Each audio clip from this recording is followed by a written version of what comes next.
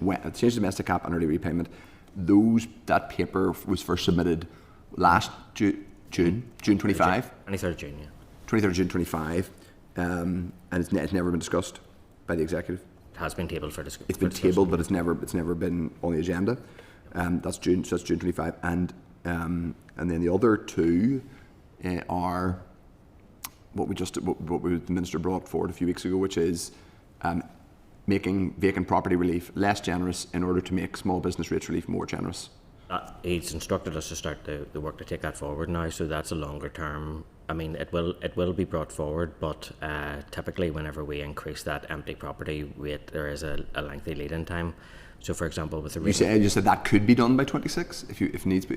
No, that one I wouldn't be bringing that in by 26. No, you definitely couldn't do that by 26, but you could do the domestic. It's the domestic cap's already been subject to public consultation and is with the executive for agreement. So the minister's indicated he wants to do it with non-domestic, on the non-domestic side, making vacant property relief less generous. And I'm just describing it in as simplistic way as possible. Make one bit less generous in order to make the other bit more generous. Effectively, is the policy that he wants to. Across, that's the point in the strategic review process, is to look at savings in one part to make additional support in the other, or for example to make savings to the executive. Has a paper gone to the executive on that, or no, not yet? On the non-domestic stuff, no paper on that. His signal is intended to do that. Intent. And is there a timeline on when a paper will be submitted? Yeah, I mean, so the minister's interested in getting up to 100 by the start of the next mandate. We want to do an incremental step to 75 before then, and there's quite a bit of work ongoing across. 100 on the small.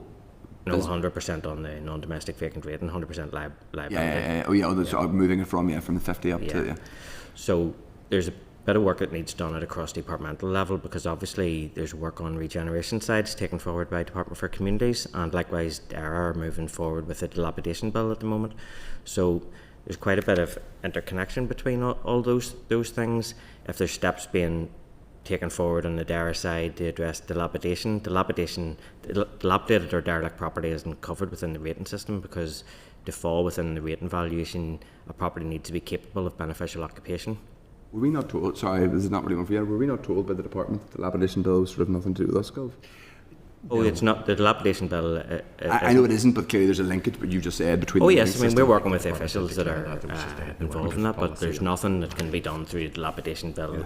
If the dilapidation bill has its intended effect, which is to bring properties back into use or address the issue of dilapidation in some other way, but where it brings them back into use, they will then naturally fall back within the rating system. Okay. So that's the interplay between the two areas. Okay, so that's fine. That's just covered sort of the policy innovations or policy changes the minister's indicated. We don't. So basically, one, we're sort of in a holding pattern as to when it gets on the executive agenda. Yep. The other, an executive paper will go before the end of the year. No. On non-domestic vacant rating? Yeah. No, not before the end of the year. Okay. No. So there's three things and that we have in sequence now that we're working forward in terms of the statement that he took forward. The small business rate relief, which is going out to consultation, we want that to go out this week. Yeah. That still doesn't executive. It doesn't executive. No, but when it comes to executive in the new year, it'll be for a decision point. Yeah. Okay. The second thing is the non-domestic vacant rating going up. Sorry, actually. The business growth accelerator we want to take forward a consultation. We're thinking around March time for it to go out to consult on that. That is a policy that's in place in Scotland. There's a scheme with much reduced scope in England that also does something similar, and we want to take views on that as part of public consultation. But so that's the next step in terms of the minister's statement. And then the third thing will be, in parallel to that, to take forward some work on the non-domestic vacant rating and how we get the liability level increased in a managed way. What we don't want to do is just flick a switch and put the liability level up overnight, because across Northern Ireland there's different impacts that will have. Yeah, you can see that across even maybe different political parties will have one person writing this to say, could you do this and bring it in, or on other people saying, could you put the brakes on that in this area? So, there is a need, and we've seen that through the strategic review process of just managing that properly. Okay, so that there's then just in terms of then the some of the SL, all the other SL ones we're looking at today, the main rates order, regional rate order for next year.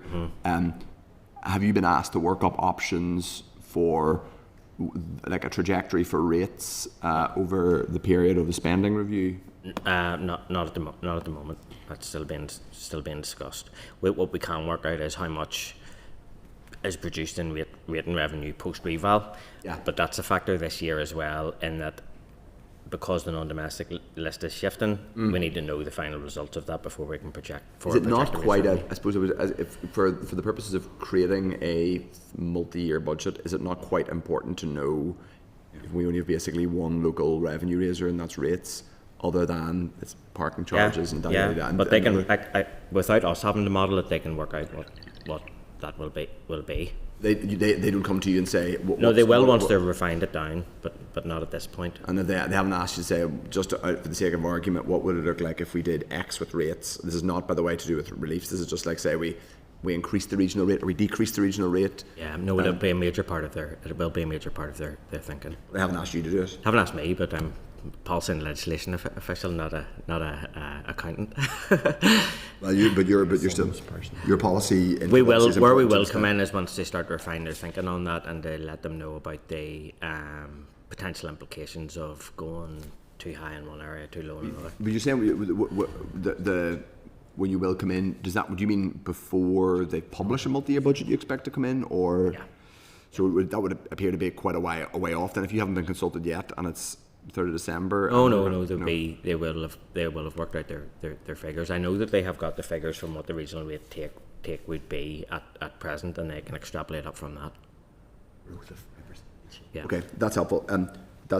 Okay, I'm going to bring in other members now. First of all, Deputy Chair. Thank you, Chair, and thank you, Andrew, for being here with us today on these. On them, my attention just went straight to the Megan and Levying of different rates, because it was one I hadn't seen coming through before, and appreciate your explanation of it. But I just wanted to ask in terms of a process point. So we've got this coming to us now to pass by negative resolution in advance of us seeing what the outcome is for Reval 2026. So ultimately the outcomes of Reval 2026 could be surprising, it could be substantial, and whenever we don't know that yet, why are we being asked to pass this now to go forward under negative resolution whenever we might see the results of that Reval 2026 and be concerned by those? Would it not be better in terms of process for us to see that first? This statutory rule won't really whilst it reflects the outcomes of the reval process, it's really there to protect another policy, which is to allow district councils, if they wish, the option of making one rate setting decision. Now, once they know what that conversion factor is, it will allow them to do that. But the only thing that this does in terms of reflecting the reval outcomes is a mathematical exercise to adjust the calculation. It doesn't vary policy per se as a result of the reval process. That will be for councils to realise whether they're maybe how it's affecting their overall tax base. But to allow them to do that assessment, they can use this conversion factor to assess that. So the rule with the conversion factors will come forward separately in the new year once the reval process is finished. But the other thing that I should say about that is conversion factors since I think 2021 have been optional, so district councils don't need to use them, nor are they sort of beholden to them. So if they want to make a separate rate setting decision on both sides of their tax base, they can. This is just to facilitate them continuing to do what they have done in the past if they wish. Okay. You appreciate where I'm coming from with it, that and again, my first time on Finance Committee seeing it coming through, so I'm just trying to think through what it is that's going through by negative resolution here, that we don't have a chance to pull back on, and if something was to come forward in Reval 2026 and we were concerned in terms of scrutiny, we've already passed this by negative resolution, so it was just a process point. I was just trying to so the actual statutory rule won't come until the findings won't come forward to the committee until then. Okay, and when will that be? January time? Yeah. Mm-hmm. Okay, thank you, Chair. Okay, members, Dr. Aiken, Steve Aiken. Yeah, just a very quick one, and most of my questions have been answered. Andrew, sir, looking at the timelines, we're not necessarily going to be able to pass the budget in the speed of time that required. When's your drop-dead times for getting most of this through? Well, we went through this a couple of years ago. Yeah, give me the rough timelines. With COVID, we went way past the April date at that point. So it is possible to set regional rates afterwards. Yeah. But the reason why we're coming now with this SL1 is so that part is cleared. It allows us to move quite quickly to the legislation stage. We'll get the legislation cleared through the solicitors prior to the budget being agreed as well, so and then as soon as that happens, we'll be taking.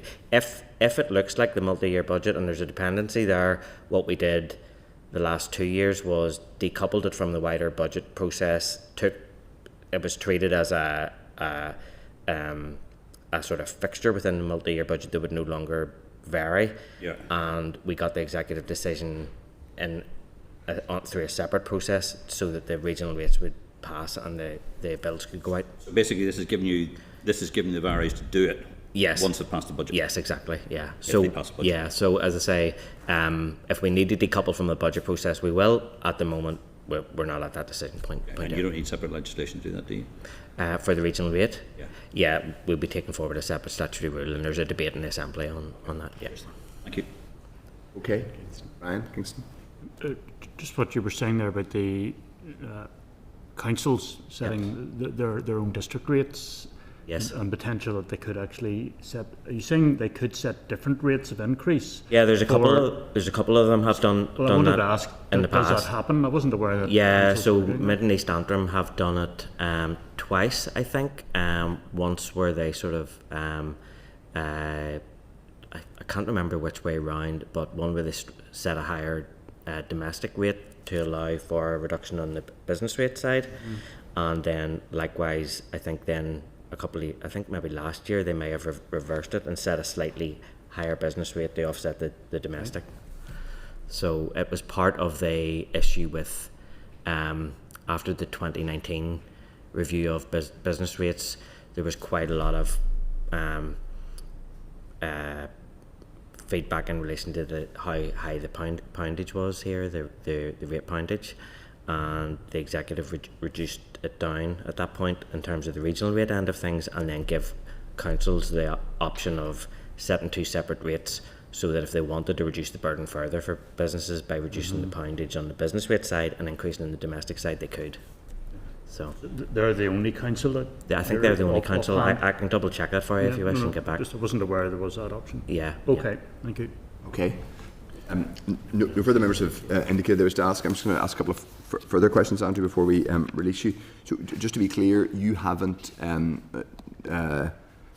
I'm aware of what you said in relation to the multi-year budget and the fact that the people primarily responsible for drafting the multi-year budget will be able to construct a plausible trajectory for rates income without asking you for it in detail, and then you can double check it before it finally goes out type thing is kind of what you're saying? It's a wee bit more than double check, yeah, I would have. Right, okay. But have you been asked to come up with, so and we've heard this many times over since we've been here, have to do a lot of the work in terms of, first of all, the Chris Heaton Harris ordered consultations on what you might do in terms of changing the rate system, either making them more generous or largely making them less generous was what he was trying to do, or was suggesting for political reasons. Then you had, we know the kind of various consultations that finance ministers have ordered since we've returned. Have you been asked to offer any kind of, say, 3-year trajectories of specific policy changes and what that would mean in terms of, for example, greater or lesser revenue in a big structural sense? To feed into the 3-year budget work, so that if ministers, so for example, I guess what people out there are wondering is generating higher level of revenue. It's a big discussion. The minister himself has said he wants higher levels of revenue raising. Fiscal, that either requires fiscal devolution to get new fiscal powers, which will take a significant amount of time, has to be agreed to the executive, negotiated with London, and then legislated for. That will take years. It's not going to happen before the end of this mandate. But there's also revenue raising using existing tools, which he has indicated he wishes to look at. I don't think that's unreasonable, but if for that to happen, that basically means the rating system. Yep. Has he asked you, or has anybody asked you to look at or to provide worked examples or models of what that might look like over the 3-year period, so that can be matched against options for the executive to discuss when it comes to agreeing the multi-year budget? I think people out there would wonder about that. Yeah, so in taking forward the strategic review process of all the policies, that's integral to that part of the process. The second element of it that we're trying to do across the range of policies, and where we're coming from with things like the back in business, the small business rate relief consultation that's going out to try to make changes in that area, and in the business growth accelerator, is to also look at increasing the span of rateable properties within the system, because the more property that pays rates, the more the overall take is bigger, and you have the potential of either increasing your take that way, or if you wish, reducing the burden on everybody and bringing in the same amount of money. So that's there's two elements of our thinking. One is what can be done to recalibrate savings or expenditure within the rating system, or bring in savings that can be used elsewhere. The second is that tax-based growth angle, which is what we've been really trying to push the last couple of years. If I'm understanding the answer correctly, is yes, but not necessarily specifically directed at this multi-year budget. It's work that you've done already, so the officials who are writing it they can go and look at it if they want and draw from it, but they haven't come to you and said, There will be a section in the multi-year budget on the rating system, and then how that contributes, and that'll be reflected in it. I suppose there's usually a section in most annual budgets saying we get this amount from 1 point whatever it is billion from our rating system, and if it goes up by a few percent each year, it'll be about this amount in cash by the end of a period. But that's anticipated, but not thus far anyway, a big either revenue raising exercise, or on the other side an exercise in saying we want to reduce the burden and rates, because that's really the only one of the few direct levers we could have to ease, for example, burdens on families and cost of living. You could say, well, we'll cut rates and that'll save them a few quid. Either of those things would require presumably you to feed in. Yeah. That happens. And that hasn't happened yet? No, that happens. We're working in the same department. And the people that are looking at their particular side, which is related to that, are obviously the same people that are working with me on the business rate side. So the two feed in automatically that way. Okay, so you've answered that very carefully. I think it's fair to say that the work is done already, and if they want to make use of it, it's there, but there's no big specific bit of work you're doing for the multi-year budget, but the work is done should they want to use it. Just know in the multi-year budget, the officials that are responsible for it are working round the clock at the minute. So I'm glad to hear that too. And I hope to hear from them soon. Okay, no one else has indicated they wish to ask a question on these. But they're all large. Obviously, it's worth saying the non-domestic. The domestic and non-domestic regional rates, it doesn't set the level, i.e. the poundage. It just lays the.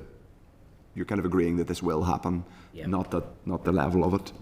Yeah. Members, and the same with the others. And I think most people would be relatively keen that both the rural ATM relief and the back in business scheme continue. So if there are no further questions, I'm just going to move on and address question needs for each SL1. Just as a reminder, this doesn't mean you're agreeing a specific policy. What you're agreeing here is that this will be laid, not the level it is laid at. I'm right in saying, Clark? I and I'm sure others would not want to commit myself to supporting a level, but so I'm just going to go through these now. So ask members if they are content with the proposed statutory rule to set out in legislation the amount of the domestic and non-domestic regional rates for year ending 31st March 2027. Just to say you're agreeing that the legislation be made, not the level, because I would not commit myself to supporting the level at this point. I'm sure others might not either. Content? Content.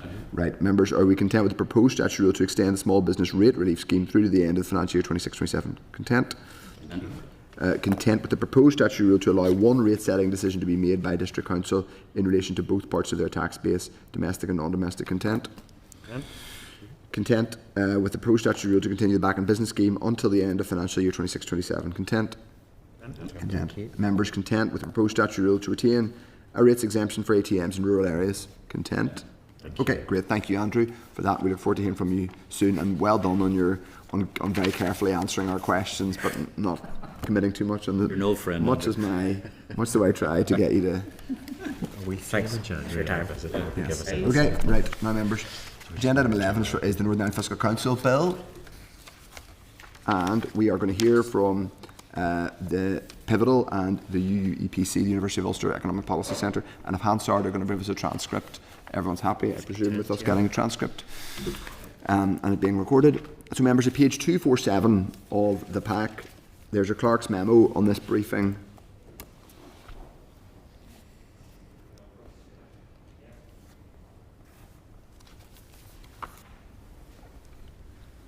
And, yeah, 247 is a clerk's memo.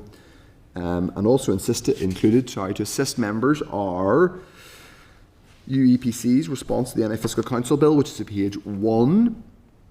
The Department of Finance's response to the OECD response to the Fiscal Council Bill, which is page 258, and the OECD's response, the main OECD response, which we received. We also have Hansard's of when we heard from the NI Fiscal Council and the Irish Fiscal Advisory Council. Also for noting at page 279, that's right, I've already mentioned those are page 279 and 290 respectively. Members, we did ask the Nevin Research Institute to attend. They weren't able to join us, but we have asked them for written comments, which I hope will be available soon and in the committee pack. So welcome Gareth Hetherington, who's Director of the Economic Policy Centre at Ulster, and Anne Watt from the Director of Pivotal Policy Forum.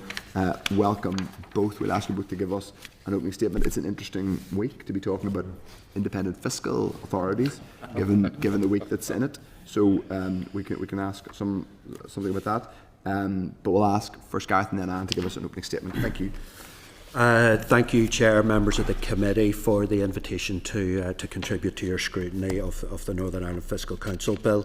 I know that members have already seen my written response to the bill drafted back in September, so I'll keep my comments short and then welcome questions from the committee.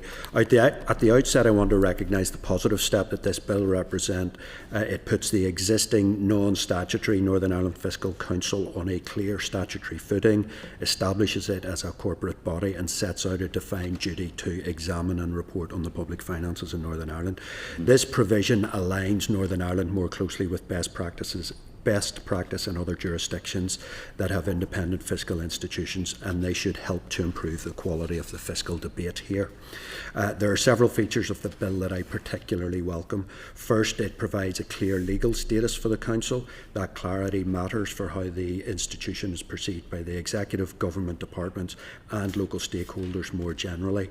There's no ambiguity that this is an independent public body with a defined remit. Secondly, the bill sets out a duty on the Council to provide two core outputs, a budget assessment report each financial year and at least one fiscal sustainability report each year.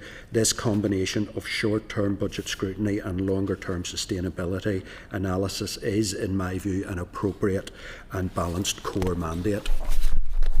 Thirdly, the bill also safeguards the Council's independence. It makes clear that in performing its functions, the Council has complete discretion and is not subject to the direction or control of ministers, departments or the Assembly.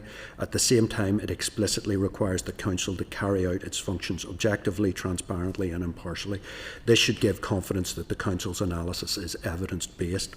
Finally, the creation of an annual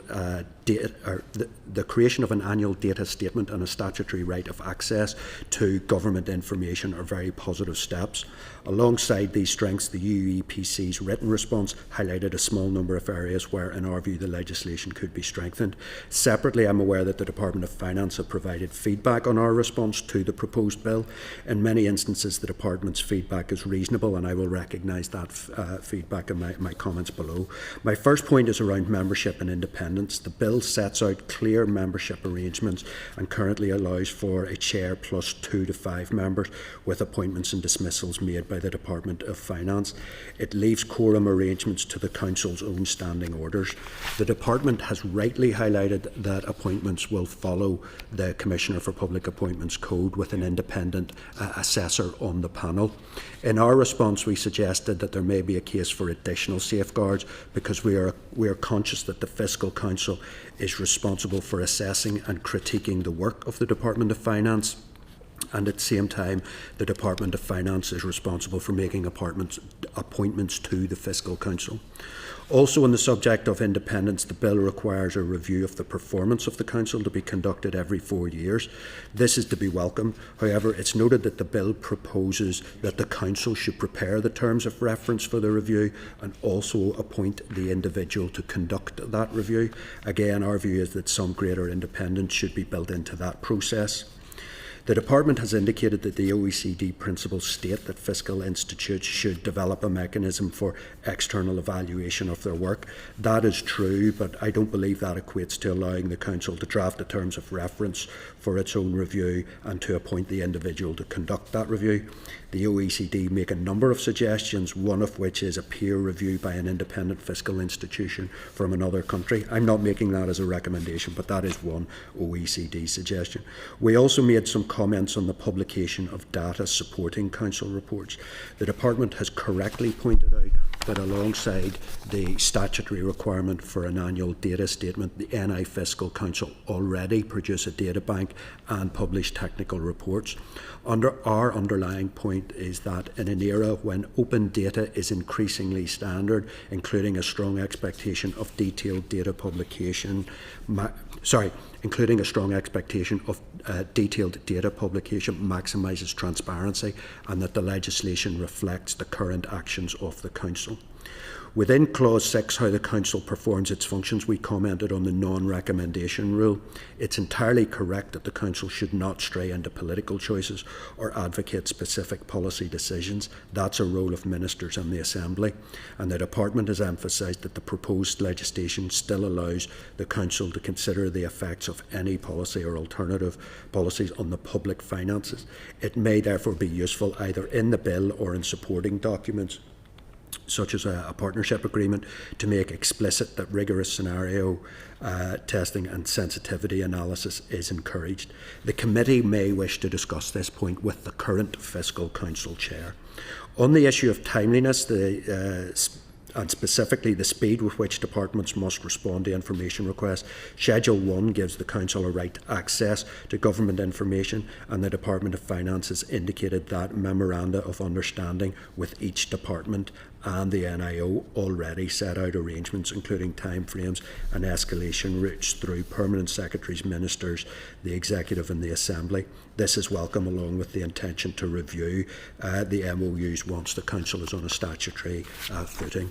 In conclusion, Chair, I want to emphasise that our overall assessment of the bill is strongly positive. It represents a substantial and welcome enhancement of Northern Ireland's fiscal architecture. Our comments are intended in a constructive spirit to help ensure that once this legislation is enacted, the Northern Ireland Fiscal Council has the clarity, access and independence it needs to play a full role in supporting fiscal sustainability and raising awareness to inform debate on the difficult choices we face in respect of revenue and spending. I hope these remarks are helpful to the committee in its consideration of the bill, and happy to explore these points during questions. Okay, thank you very much. In your really helpful response to us, you say that budget assessment reports are due to come as soon as practicable after budget publication, and then you say this could perhaps be more specific given the precedent in GP. I presume you don't want us to follow the precedent of publishing the reports before the budget, which is anything. Sorry, that's me being facetious. Anne, would you give us an opening statement? Thank you, Chair, and thank you to the committee for the invitation to contribute today. So, Pivotal would be a very strong supporter of the Fiscal Council's work, and a strong supporter of this bill in putting that work onto a statutory footing. I think it's what the Fiscal Council has done over the last 4 years is invaluable and much needed. I think it's brought transparency to Northern Ireland's public finances in a way that we didn't have before, or we didn't have before unless you had a PhD perhaps in public finances. It's brought helpful, independent and expert analysis of budgets and public finance issues, including their budget reports and their work on assessing Northern Ireland's level of need, and also their thematic sustainability reports. I think what's perhaps particularly helpful is the forward-looking nature of some of the work that they do, encouraging us to look ahead at what is coming and to be better prepared. I think they have achieved a high standard of analysis, a high standard of technical analysis in an accessible and relevant way. And they've achieved the not easy task of providing that rigorous analysis and also communicating it in a way that is clear and understandable. So all of that is good, and I think they've done all of that while clearly working independently, but with a positive and collaborative relationship with the Department of Finance as far as I can see. So I think Sir Robert Choate, as the first chair, has done an excellent job, along with the other members of the council, and Jonathan McAdams as the chief of staff. So, and I think as well, worth noting that the Department of Finance have been supportive of the establishment of the Fiscal Council and enabled it to operate independently. And I know Sir Robert has said that several times, that he has been allowed to do their analysis and publish their findings without any pressure or interference from the department, and that is all good to hear. Perhaps this is a bit of a fiscal nerd's perspective, but I would say the Fiscal Council is one of the best things that's happened in the public policy space in recent years in Northern Ireland. From Pivotal's perspective as an independent think tank, we value and rely heavily on their work. So we warmly welcome this bill, which puts them on a statutory footing. It obviously formalises a lot of what they have done, or it formalises what they have been doing since 2021. In terms of specific things about the bill, it seems to me straightforward and sensible without any major problems. It sets out the role of the Fiscal Council, what's expected of it in terms of reports, and it seems to be in line with international best practice. I think in what I would say in terms of comments on the bill, I would look very much to the OECD as the international experts in this area, and I know you had evidence from them a few weeks ago, and also I would also look to what the Fiscal Council themselves have said, and they are much more expert in these issues than me. I think the things that are really positive and important in this bill, it sets out the Fiscal Council's remit and the functions very clearly. It makes clear what they're expected to deliver in terms of their reports. It makes clear how appointments will work of the chair, the members, and the chief of staff and the staff team. The bill emphasises their independence and their freedom, discretion to work on issues that they think are important. It gives them statutory access to government information, which is obviously very important to them. It makes sure that they are transparent about their work, which they have been, I think, very much so far. And then, as mentioned, the review function as well, every 4 years seems appropriate. I suppose the issues that I would say there might be some query about, I don't see any of these being hugely problematic. I suppose in any of this, we're looking at what's happened so far, and we're looking at people and relationships that have worked well, as far as I can tell, in terms of the leadership of the Fiscal Council and the relationship with the Department of Finance. There could be a situation in the future where those relationships are less amicable and positive, and in that light, I did wonder about the provision for the appointment of the chair and the members, and how it is at the minute, I think, entirely at the Department of Finance discretion, and maybe there should be some tighter remit in there about the kind of qualifications and expertise and experience that we would expect of the people appointed. Similarly, the staff team, again, the Department of Finance approves staff appointments. Is that appropriate without any wider scrutiny? I also wondered about the the close connections between the Fiscal Council staff and the Department of Finance, basically that a lot of them will be Department of Finance officials in their previous jobs, simply because they have the expertise. It's kind of inevitable that they will, by definition, because of the professional remit. Exactly that. Other than like yourselves and the relatively small number of people that work in this area, there aren't that many people working in this area here in this region who aren't working in the Department of Finance. Yeah, and I just wonder about that in terms of, previous connections, previous connections, and maybe future. They're thinking about, future career roles, and will they be as outspoken as they might be, or as challenging as they might be? And also on the similarly, Department of Finance sets the finances for the Fiscal Council, and in a different scenario or a different relationship from what we've had so far, could those finances be restricted to constrain their activities, for example? Final thing would be. I think the bill does not say much on what we expect from the Fiscal Council beyond its reports. So does it have to respond to this committee? Does it have to respond to the Assembly? Does it have to respond to the media and the public, or indeed think tanks? Maybe there needs to be a little bit more on that. And the final thing, actual final thing is how do we resolve? How will the disputes? If there was ever a dispute between the Fiscal Council and the department, how would that be resolved? Is that something which is in legislation, so far as you're aware? And it may not be a question of the answer now. In other jurisdictions? I don't know. Okay.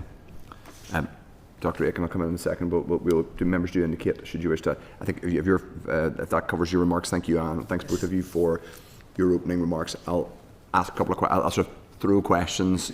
Grab them if I'll get answers from both of you. But if one person feels that the other person's covered it and they don't particularly have anything to add, that's grand too. But I'll start with you, Anne, just because you mentioned, and in a sense, your response to us has probably broadly mirrored a lot of the response the committee has had, which is good, pleased that we are. And I was, as with like Dr. Aiken, I've been in the committee since the Fiscal Council was set up.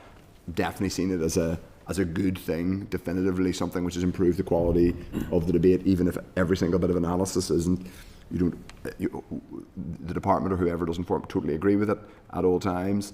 It is authoritative and it's been useful. And secondly, somewhat belatedly, the fact that it's being enshrined in statute is also a good thing. And at first glance, the bill is relatively straightforward, but as with all these things, there's a couple of potential devils in the detail. Including around, most notably around, I suppose, independence, both real and perceived. You mentioned there about the slight question about appointments, i.e. the department making the appointments and effectively being paymaster for the Fiscal Council. It might be helpful if you could sort of elaborate on a potential. So we're obviously in a situation now where there's a broadly good relationship between the department and the Fiscal Council. They probably have said things that the Finance Minister or a Finance Minister might not say themselves, but they haven't said things that are scathing or hugely politically difficult. But there may come a point when they do have to say things that are difficult for a Finance Minister and senior officials to hear. What should the bill do to, or what could the bill do to enshrine a kind of an independence? And maybe if you give maybe a worked example of how those difficulties might arise in practice. Yeah, I think the bill already is very clear on the independence of the role. I suppose it's more a question of maybe it's about appointment of what are the crunch points? Appointment of the people and the finances that enable it to function. Those are perhaps the two areas where there could be some difficulties. So,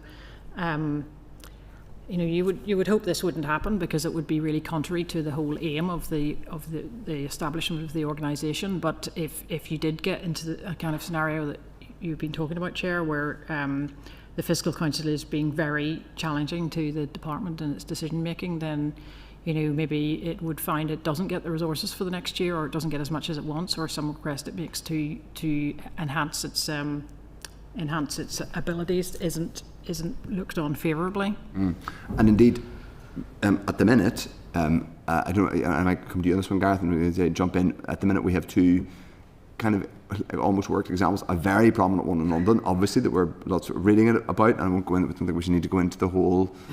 Did they? Didn't they? About when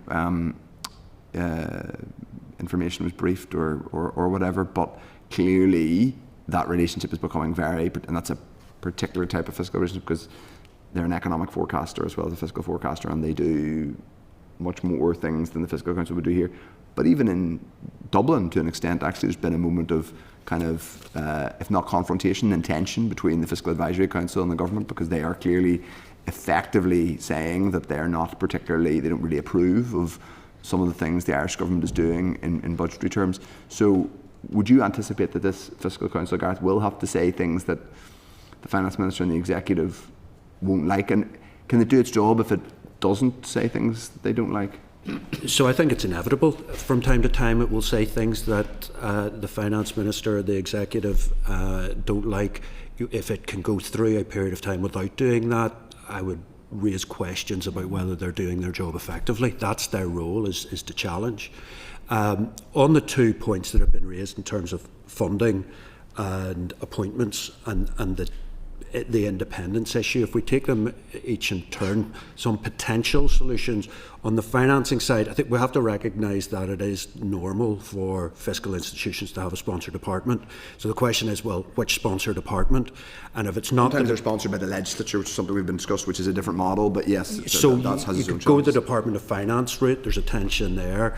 The other centrally coordinated department that we have is TEO, but the tension that you would have with the Finance Minister would effectively be the same tension you would have with the First Minister and Deputy First Minister.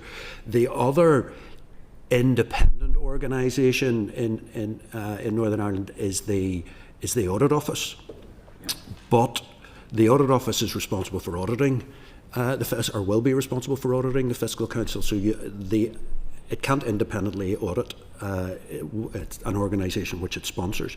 So when I was sort of prepping for this, where I finally landed was the Fiscal Council Chair has to make a resource request and the department make their funding award. And I think this committee or the Assembly more generally should have sight of both those documents.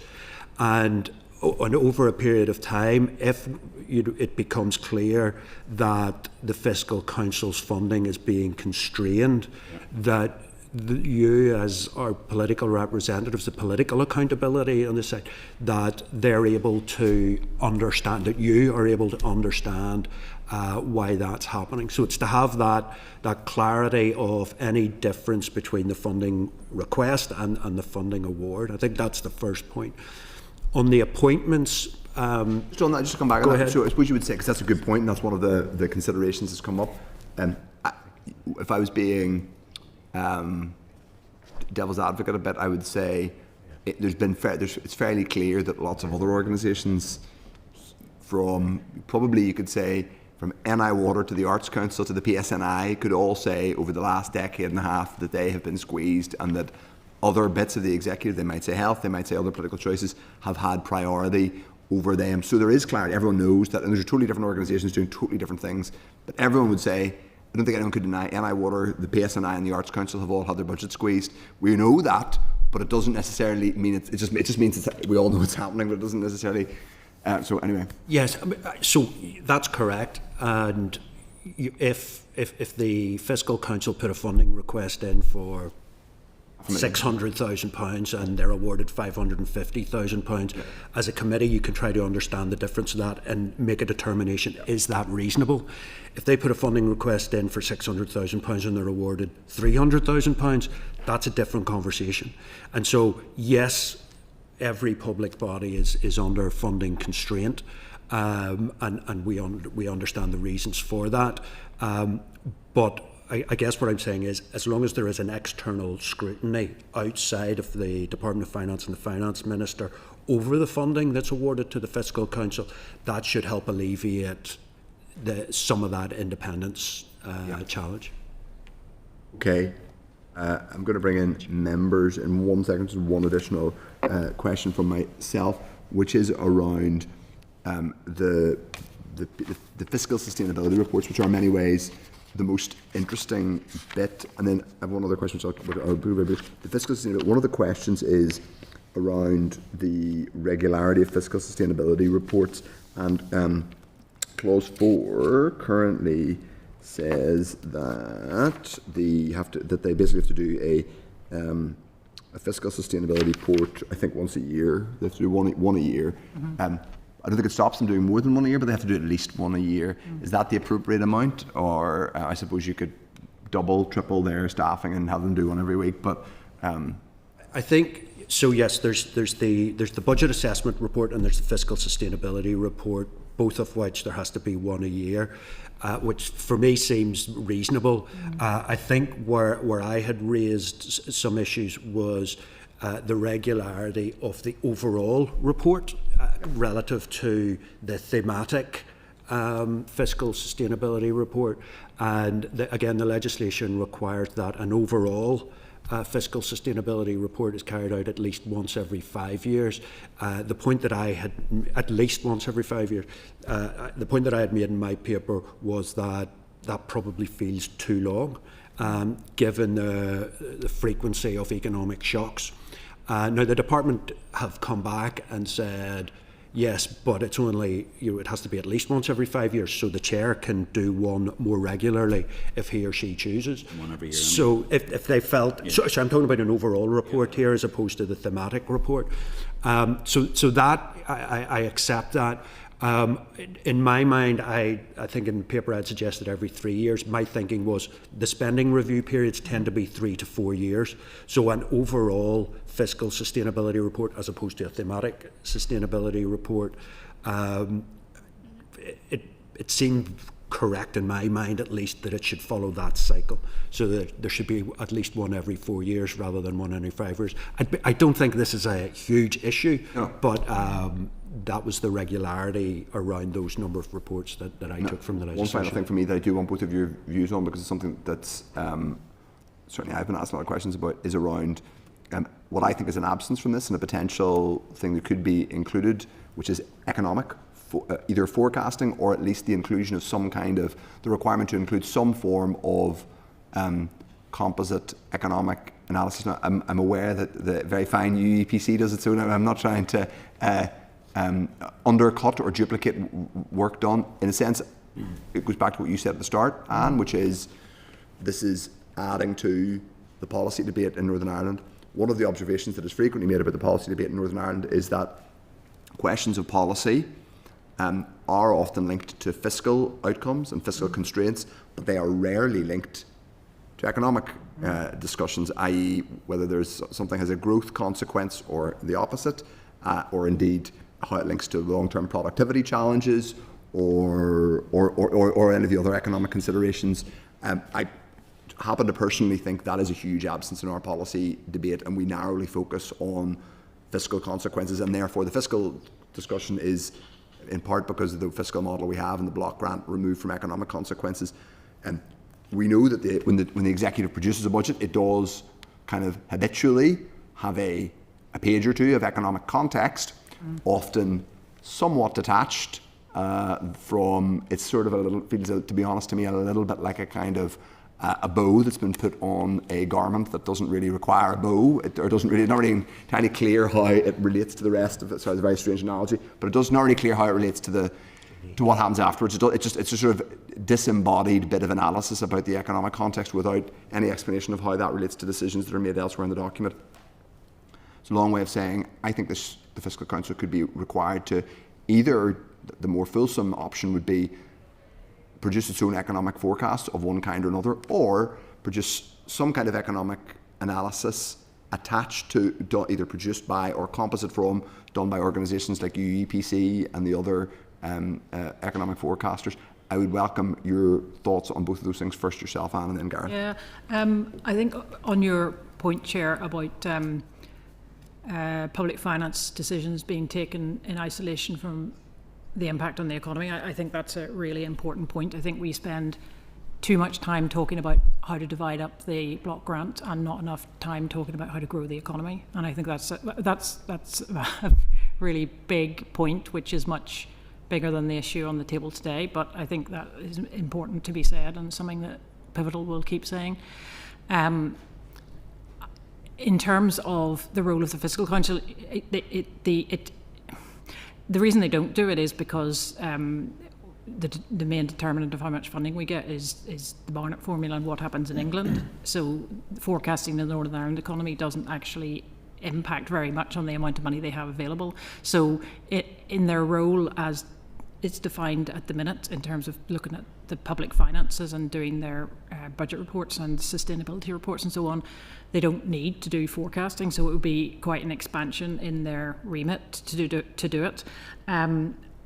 You'd obviously have to fund them and staff them to do it. I'm not convinced about it, because I think other organisations, and this is where I'm going to hand over to Gareth because he's much more expert than me, but others are working on forecasts of the Northern Ireland economy, including a new initiative, which I know is happening but don't know very much about. So, Gareth, do you want to? So we have, for a considerable, I'm talking about we as a nation, have carried out a wide range of impact assessments on legislation. What we don't do is carry out an economic impact assessment sometimes of our legislation.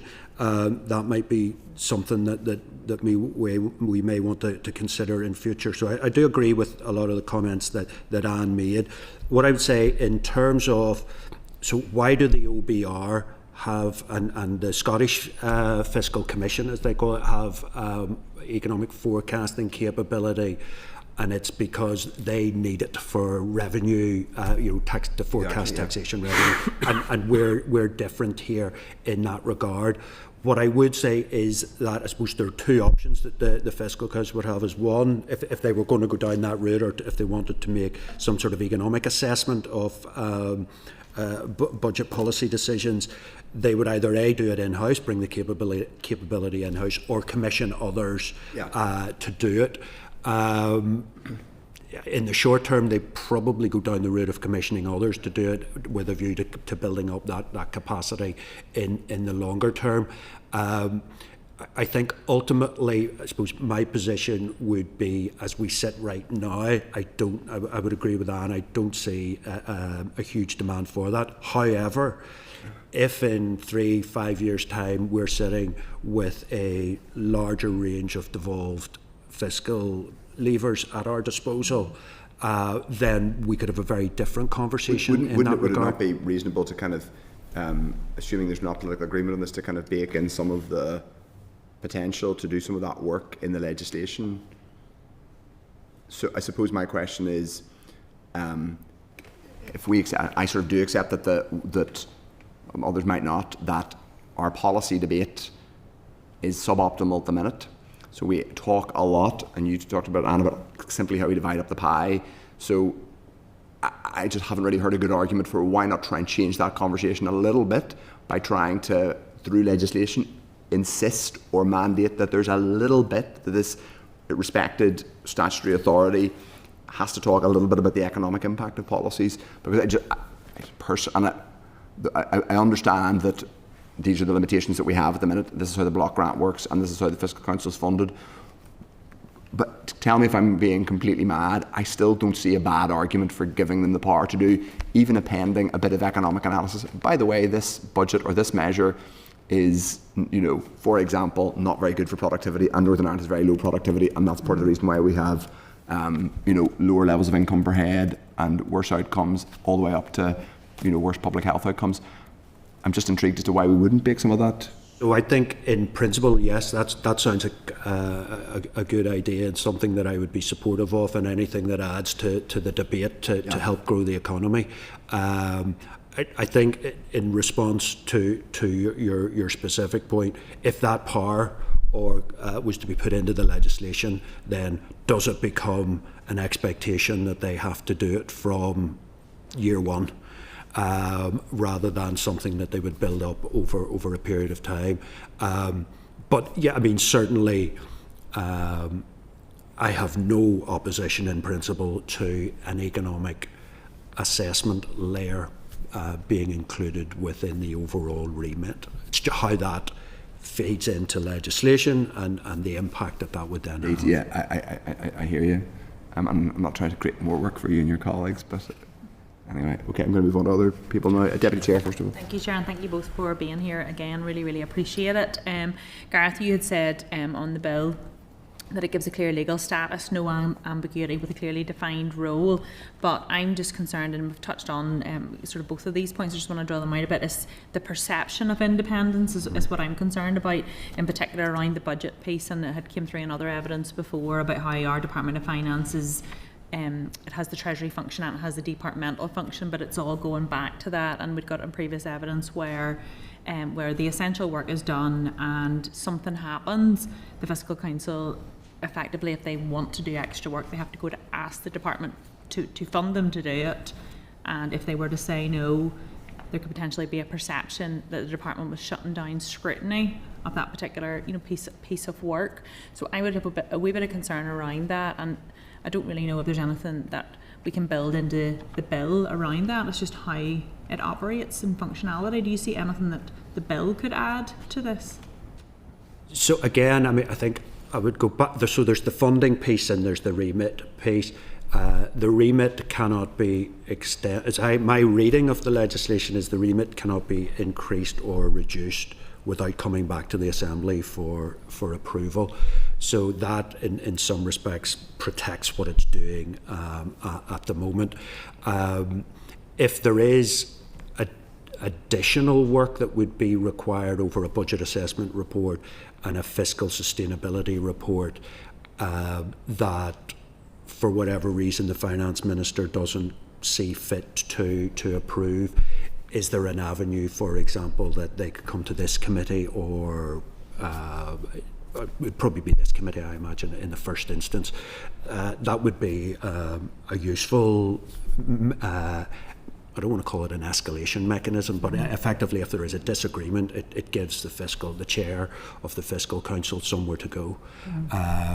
But I do think, to go back to what I was suggesting before, if the Fiscal Council chair puts forward his or her funding request, and that's not met by a significant margin, if there's a material difference between that request and the funding award from the Department of Finance, this committee needs to understand the reason why, to explore that further. I think that's a good point, and whenever the departmental bids go through and the allocations are made, we would have sight of that as well, so it would be in keeping with that, and it's just for us to consider whether there's something that needs to be drafted into the bill to make sure that transparency flows through, or we put the trust in the process. The other piece, again, on the perception of independence, and it has been touched on, is like there's a lot of sections through on the membership and staff, but it's more about department appointing them and all the reasons why you can't be a member, like be a councillor, an assembly, and things like that. And I would just be keen to draw that out, because obviously at the minute, we have Sir Robert in there, we're very clear, his experience, we're very happy with the way the work's going, but imagine we had a significant change in personnel, everybody's very new, we don't have the experience on the ground coming through, it's been appointed by the department. There doesn't really appear to me in this legislation that there is anything really given provision for an appraisal mechanism of how it's going. As I say, it sort of seems to go through, this is how everybody's getting paid, you can be you can't be on it if you're elected representative, you can be automatically terminated if you're an elected representative, or it basically says you fail to comply with the terms of appointment, or unable, unfit or unwilling to perform the functions of the office. There's not really anything I can see coming through in terms of just a mechanism for some form of appraisal as to how it's going. Do you think there's anything? How the council's there is a clause that does look at an evaluation, an external performance evaluation every 4 years. No, I've got some issues around the independence of that, but there is that process. My concern with that is that the council themselves develop the terms of reference and they appoint the evaluator, which doesn't sound very independent to me. And I do think that there is a potential role again for this committee to have sight of the terms of reference and the who the individual that's going to be conduct the review. So I do think that there's a potential role for the committee in that regard. In terms of the personnel, I'm not talking about council membership, I'm talking about the staff. I do think actually creating a separate statutory body helps with the independence, because at the moment everyone's just seconded from the Department of Finance, so they ultimately work for the Department of Finance, albeit seconded into the Fiscal Council. I think as it becomes its own statutory body, you then work for the Fiscal Council, you don't work for the Department of Finance. So I think this move helps with the independence of staff that doesn't exist at the minute. I think the point there about I think this ties back to what I said about disagreements and disputes. I'm not sure if there's any provision in here for what happens when there is a disagreement between the Fiscal Council and the department, and so perhaps that's something that does need to be added. It's not been an issue so far, but we don't know about the future. I suppose very briefly, so there is, and this was in the response that the Department of Finance produced to my response, so, and they made reference to the memoranda of understanding between the departments and the NIO and the council in terms of data access, but there would also be a partnership agreement between the council and the Department of Finance, and I think that those types of escalation, what do we do if that would form part of a partnership agreement or a memorandum of understanding.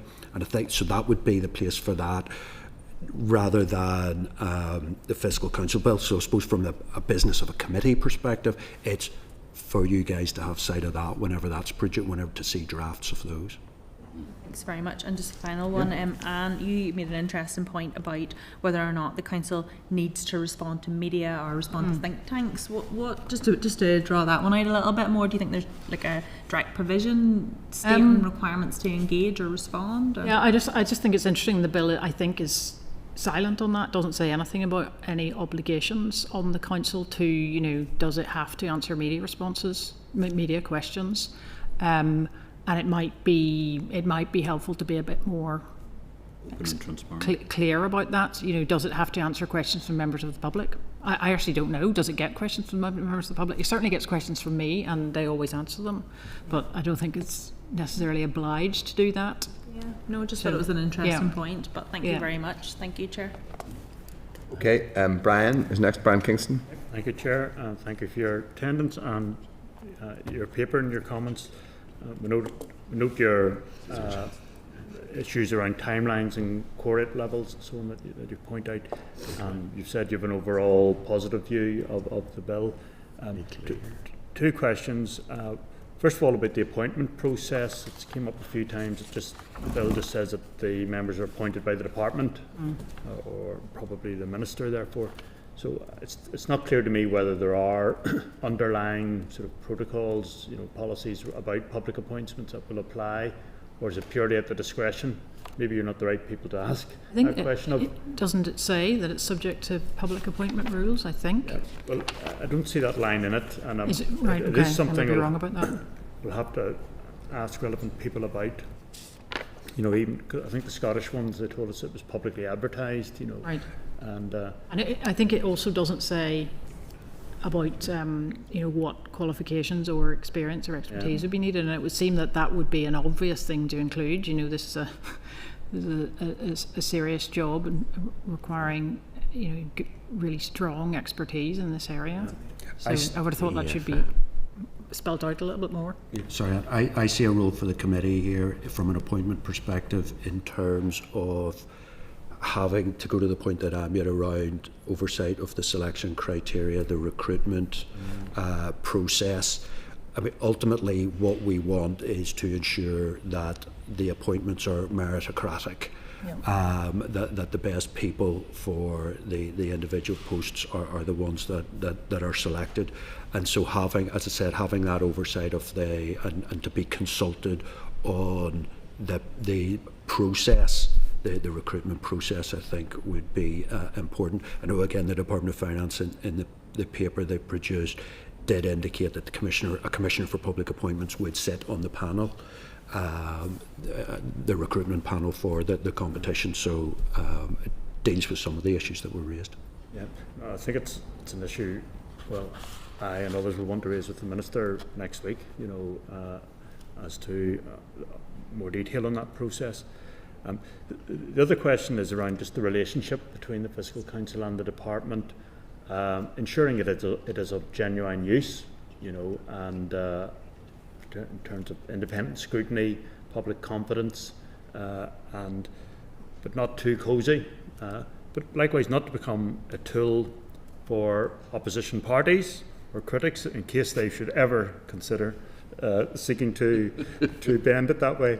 So, but in clause 3 of the bill, it does say, for the purpose of performing its duties, the Council may prepare such other reports as the Council considers appropriate. So that does seem to give it some discretion that it could decide for itself. There's something causing us concern that we want to look into. So I think that does, as I say, provide some scope for it to flex, its independence, and just in terms of how it would sit alongside bodies like the Audit Office, Public Accounts Committee, even bodies like yourselves, where you at times might pick up on things that need some attention, and in a way that you're challenging, what the department is saying. So, do you have a view on that, on the ability of the council to, show its independence? I would see that as the ability to choose its topics as an important aspect of its independence. It will have these statutory roles to do the budget reports and the sustainability reports and so on. But I think giving it the freedom to do other things is important. To demonstrate its independence. I suppose there's another question there about should there be any constraint on that? I don't know on that. So yeah, and I think another thing which has been, I think, quite powerful in the years so far has been just the messaging Sir Robert has put out about how he has been left to make his assessments without any challenge or pressure from the department, and I think the chair actually saying that explicitly is very important. And it might be at times, the department wants it to do some what if, analysis, but in an informed way, And I suppose your organisations might do that at times. Yeah. I mean, I think that the role of the Fiscal Council is to critique, but it's not just to critique. It's not critique for the sake of critiquing. It's to critique for the sake of helping to inform decision making. And so therefore there needs to be a good working relationship between the two, between the Council and I suppose primarily the Department of Finance, but all the departments. And so I would see it, from that perspective. But in terms of independence, as Anne says, yes, it's worked well because the people have allowed it to work well. But we could be in a situation where one or more people could decide that for whatever reason they don't want it to work well. In that instance, the process then has to be robust. And I think as long as the chair has an avenue, a flexibility, somewhere to go if his or her independence is being challenged, then I think that helps, and that's potentially a role for this committee. Okay, thank you. Okay, and I should say, of course, in defence of the official opposition, of which I should declare an interest, that much like the Fiscal Council, I think is an innovation which has helped improve accountability. Much like the Fiscal Council is also short-staffed, underfunded, and does its best to influence the debate up against it. But anyway, I don't say that as chair of the Finance Committee. I'm going to bring in Owen Tennyson. Thank you. Dr. Aiken, apologies. My apologies, I'm reading. I'll bring Owen in first. Yeah, go ahead. It's collaboration of the Finance Committee, what we want to see. I will be brief.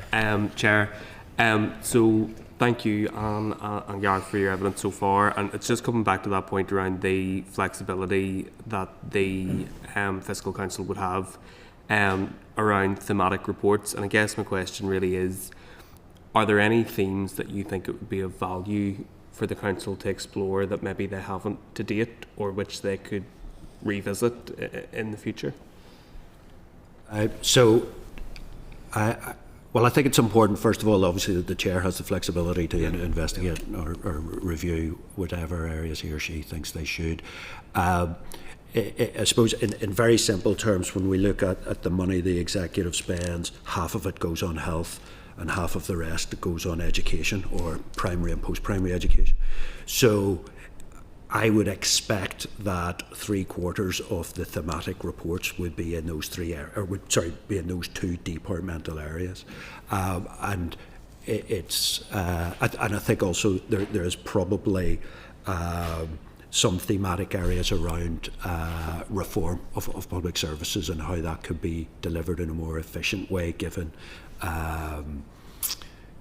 obviously the ongoing funding constraints that the departments are facing, and from what we can see will continue to face several years in the future. Yeah, I think I would agree with that. I think they've made good choices so far in doing their first sustainability report was health, wasn't it?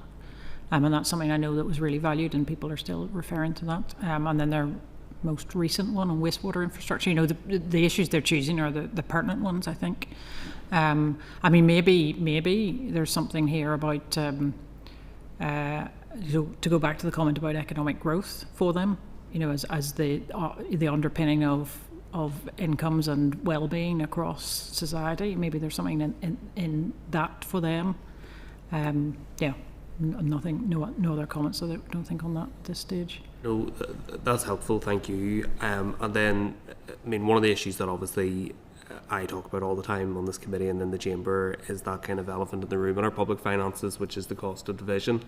And of course, that's a very tricky space, because not all of those costs are direct financial costs to public services. Some of that's opportunity costs, some of that is indirect economic cost. And it's also very political, so it could be a difficult space for an organisation like the Fiscal Council to explore. But I'm just wondering, whilst I completely agree that there has to be flexibility and we can't be prescriptive in terms of what we want the Fiscal Council to look at, but do you think there would be value in the Fiscal Council in some way reflecting on the cost of division? For example, if they were to do a thematic report looking at a specific part of the public sector, reflecting on whether there are costs of duplication of service in that sector, conscious that we haven't had a significant study of the cost of division since I think Ulster University did one in 2016, and before that it was Deloitte had undertaken a study. Not saying for a second that the Fiscal Council would be the right body to do a kind of big root branch review, but is it something, I guess, my question is it something that they could or should consider as they go about their work? Their role is to think about the sustainability of the public finances. So I suppose you could say, the cost of division are one aspect of that, if you were looking at education, for example. I think this raises another issue in my mind, which is, if this committee thinks that the Fiscal Council should be doing something, have you got a way to tell them that? Yeah. But anyway, maybe that's a bit of an aside. So I suppose they're looking at, across the board, the sustainability of the public finances, what is coming out to them as the biggest issues, and then you get back to exactly what Gareth said, 70% of the budget is health and education. But the cost of division is within that, isn't it? So, yeah. As a research area, it certainly merits research. Is it a role for the Fiscal Council don't know. Yeah. Would be my answer, because as you rightly pointed out, you're bringing them into a political debate, and I'll leave it at that. Yeah, I think if you were looking at, so they look at the sustainability of the public finances and they look at particular themes. So they looked at health, they looked at wastewater. If you were to look at the sustainability of the education budget, then you'd be asking yourself questions about why are we funding schools in different areas, 2 schools in one town, one village. So I think it could get into those areas, but I also think they'd be cautious about that because it's quite a political question. Yeah, understandably, and I mean, like I've discussed this with the Fiscal Council themselves, and I can understand that hesitancy and that caution, but equally the Council has previously outlined the potential revenue that would arise from certain revenue raising measures. Now to me that's also inherently political and controversial, so providing an analysis and setting out the options isn't necessarily the same as making recommendations in terms of public policy, and I just think it's an area that we talk about it an awful lot in abstract terms, but there's really very little up-to-date information out there, and whilst they may not be the right body to do a kind of big root and branch study like the ones that we've seen before, I don't think it would do any harm to occasionally consider it and have due regard to it and think about whether it's relevant to one of the themes they're exploring. But no, that's really helpful to hear your reflections. Thank you. Okay, thanks. Steve Aiken. Yeah, thanks very much indeed. Just 2 points, and I think some of them have already been covered, but one of the reasons why I think the Fiscal Council is working at the moment is the strong relationship between Sir Robert and obviously the head of Neil, as said, Perm Secretary. So there is that good relationship and working piece, but the legislation quite rightly doesn't stipulate how we can maintain that sort of degree of relationship and interdependence between the two.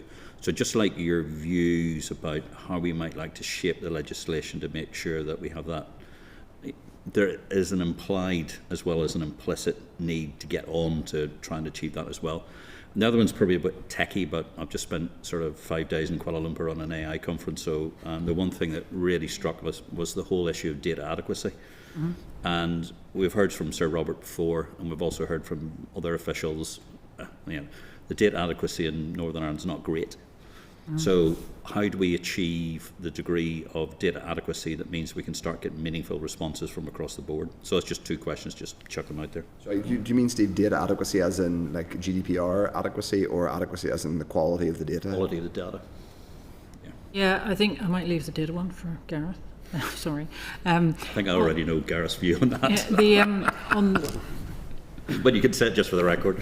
Yeah, on the first one on the relationship, I think that's very hard because how do you legislate for that? It works. That's the thing, Anne. Yeah, it does work. I mean, the key things here are the appointments, the money, and the disputes and problems, and access to data. Those are the key things in their relationship, aren't they? And those are all, it seems to me, those are all completely necessary to make the Fiscal Council work properly. And if the department started not cooperating on any of those fronts, there'd be a lot of problems. But I don't think the bill says anything about the department having to cooperate, does it? No, not. And maybe that's something to consider. Maybe it needs to say that the department should cooperate and support the activities of the Fiscal Council and while recognising its independence. Yeah. The explicit. The legislation though does require DOF and other departments to provide information. Yes. So they do have total access to information in a timely manner. So there's 2 elements. I think it was the response I'd given before around people and process. So it's worked at the minute because the people get on.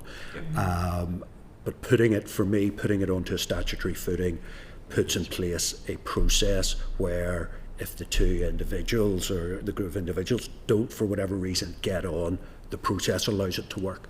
And so I think that's one of the big benefits of putting it on a statutory footing.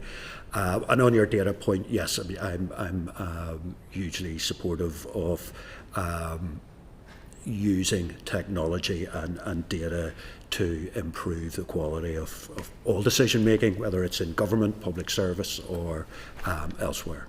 Yeah. Okay. Thanks. Okay, finished. Okay, members, no one else has indicated they wish to ask a question, so I think at this stage we'll thank Anne and Gareth for giving us such useful evidence, and we look forward to hearing from you further, no doubt, on other issues, as we do often, but thank you very much. Thank you, members, and thanks Anne and Gareth for that. Thank you. Thank you. Appreciate your time. So, members, now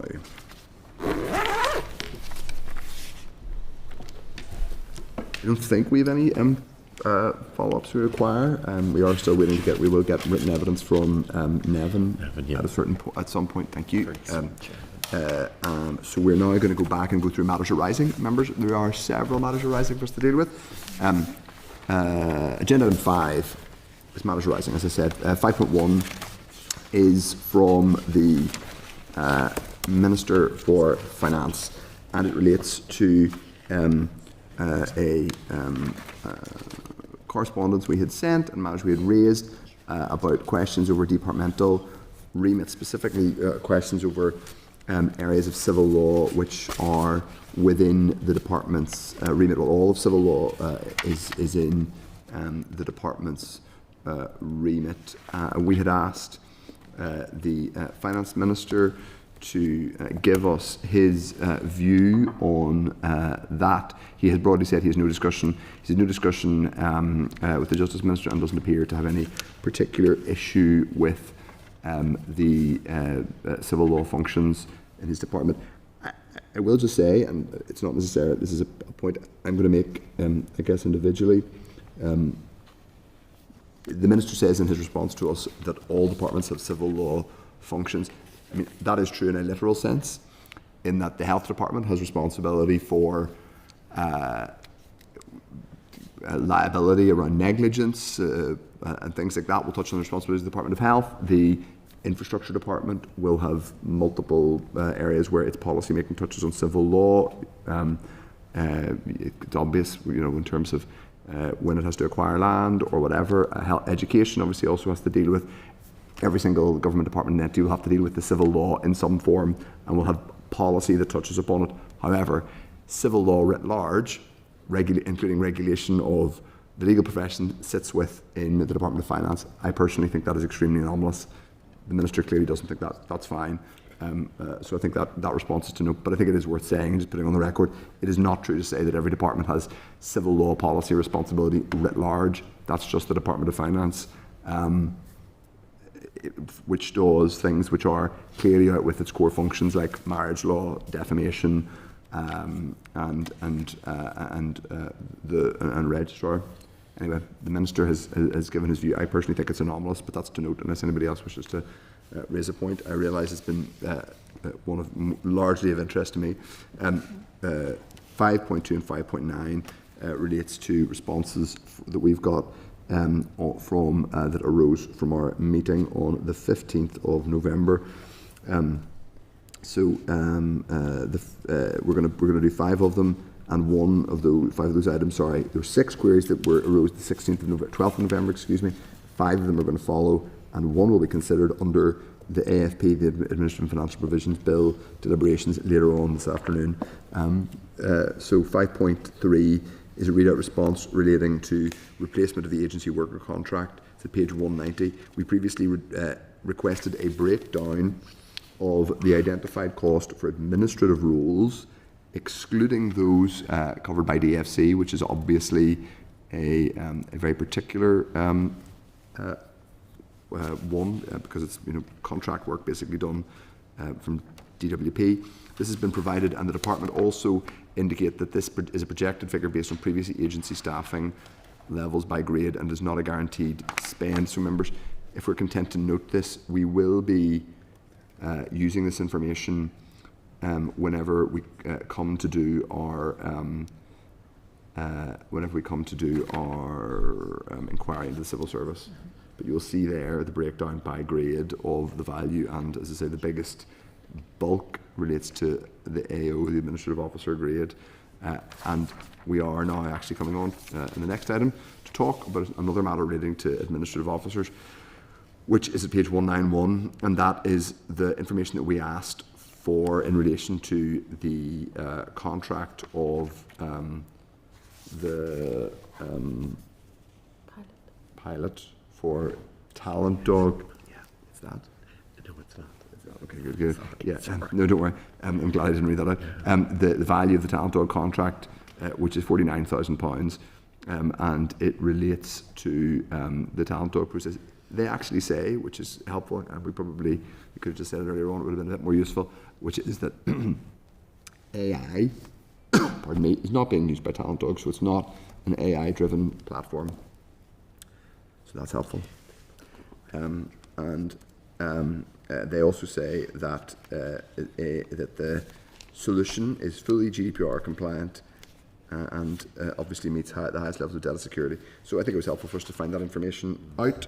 Unless anybody wishes to come back to us, we will get more information on the outcome of the pilot and the recruitment in due course. But I think it was helpful. It might seem a small thing, but I think it was important for us to establish that. From what I gather, the Northwest pilot is in full flow, and we are getting anecdotal responses. It may be a case, Chair, of having to think about talking to the unions and so on in terms of responses they're getting from members. Sure. Okay. So the next 5.10 is read out response in relation to the City and Growth Deals Quarterly Progress Report. That's at page 19 of the tabled pack. There's a further response to the query raised on the 12th of November. The committee asked the Department for its assessment of the timescales and ability to utilise funding for an alternative project for the Mourne Mountains Gateway project, as members previously indicated. Is this new course? Is the one that we discussed last week, or is this the? This is new. This is new. Yeah, okay, so really recall would ask questions about what was going on with the Southwest. And the Southwest one, okay. So the Department has indicated it is aware of the proposed timescales and has reiterated it is in regular contact with both NERI, Mourne and Down and also the Belfast Region City deal. In relation to the Mid-South-West Growth deal, the Department is concerned about the delay in establishing its programme board and expects a further update this month. It is pressing the deal to set up the programme board and expect that this will happen once 3 councils agree a way forward. I'll bring in others. I'm sure the Deputy Chair might wish to come in on the NERI, Mourne and Down aspect. I'll just say one quick thing about the Mid-South one. I do think this is concerning. There's this outstanding question about basically who's in charge, and I know the council down there, one of the councils down there, Fermanagh Oma, had basically said no thank you. Now, obviously, there are always resourcing challenges. Taking on responsible ownership for a project has downsides, but that's really concerning. So I suppose we'll say to the DALO that we do want to be kept abreast of any developments on this. Does anybody else wish to come in on the other item? Obviously, we'll keep an eye, and I think given that we kept an eye whenever funding was frozen for the city deals, we want to keep an eye on it generally because it's really important, and I think us keeping a close scrutiny eye will be useful in terms of ongoing things like, for example, the question about the gondola that is not going to happen, or that whatever project will replace it, we hope, and also the concern around Mid-South-West. Okay, DAL rate response in relation to the multi-year budget. Members, of page 24 of the tabled pack, the committee had previously sought assurance that a multi-year budget would be brought to the Assembly before Christmas recess. The Department indicates that proposals for a multi-year budget will be brought to the Executive in December. Subject to that agreement, the Minister intends to launch a 12-week consultation in December, and that responses to this consultation will help shape Executive considerations in agreeing a final budget. Now, that is consistent with what, in fairness, the Minister said in the Assembly on Monday, which is that his intention was that he would share a draft multi-year budget with the Executive before the end of the year, without being facetious. That obviously is not the same thing as a draft budget either being agreed or published for consultation by the end of the year. Basically, that kind of means we haven't formally missed the deadline, but it kind of means you have to kind of, if it's not agreed before the end of the year, then you pretty much missed the 12-week period for the consultation being completed before the end of this financial year. So I think we should find out from the Department in written form ahead of ideally the Minister coming to see us next week. But obviously we will be able to ask the Minister in detail about that next week. I would just put on the record that I think it's concerning. I appreciate the fact the Minister is sharing it with Executive colleagues. We do have the precedent of multi-year budgets being published but not agreed, or at least circulated and not agreed, or circulated and not agreed then published in draft form, and that being a bit of a handling. I think it's really important that this doesn't just become a kind of an exercise in, well, we'd like to do this, or this was our version but it's not agreed, and a kind of public horse trading or slanging match. I think the public out there have a right to expect that there will be a multi-year budget. Certainly that's been a clear expectation the whole way through, and I think it would be shocking, frankly, if one wasn't agreed, particularly given the headroom, all the main information, the core information that the executive and the finance department said that it needed was published in June.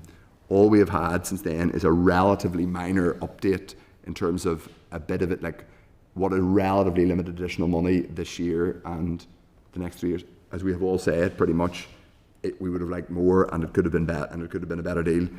All of that, but the planning could have happened in June. So just put that in the record. I think it's really concerning that we're kind of at this stage.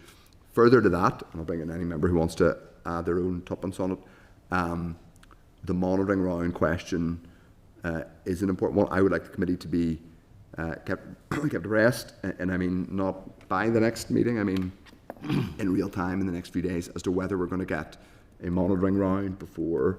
I don't know. It's in the ether that a monitoring round might be discussed at an executive tomorrow. If it is, I think I would hope that we see it in oral form before our briefing with the Minister. So just put that out there. I'm aware that other committees, much like ourselves, have had the briefing from their departments on the bids. The committee received its bids in written form from the department. So that would suggest that the majority of bids given a time, that might be an update we want to ask for through that readout. That would be helpful. We have asked for it, but we've not had a response yet. But I think, considering the Minister's in next week, it would be useful to have something in writing for that. We've only got one meeting left, but I think on both of those, first of all, like as much information as possible for the meeting. We may have the monitoring round agreed, and then we may be asking him questions about the contents of it rather than where it is next Wednesday.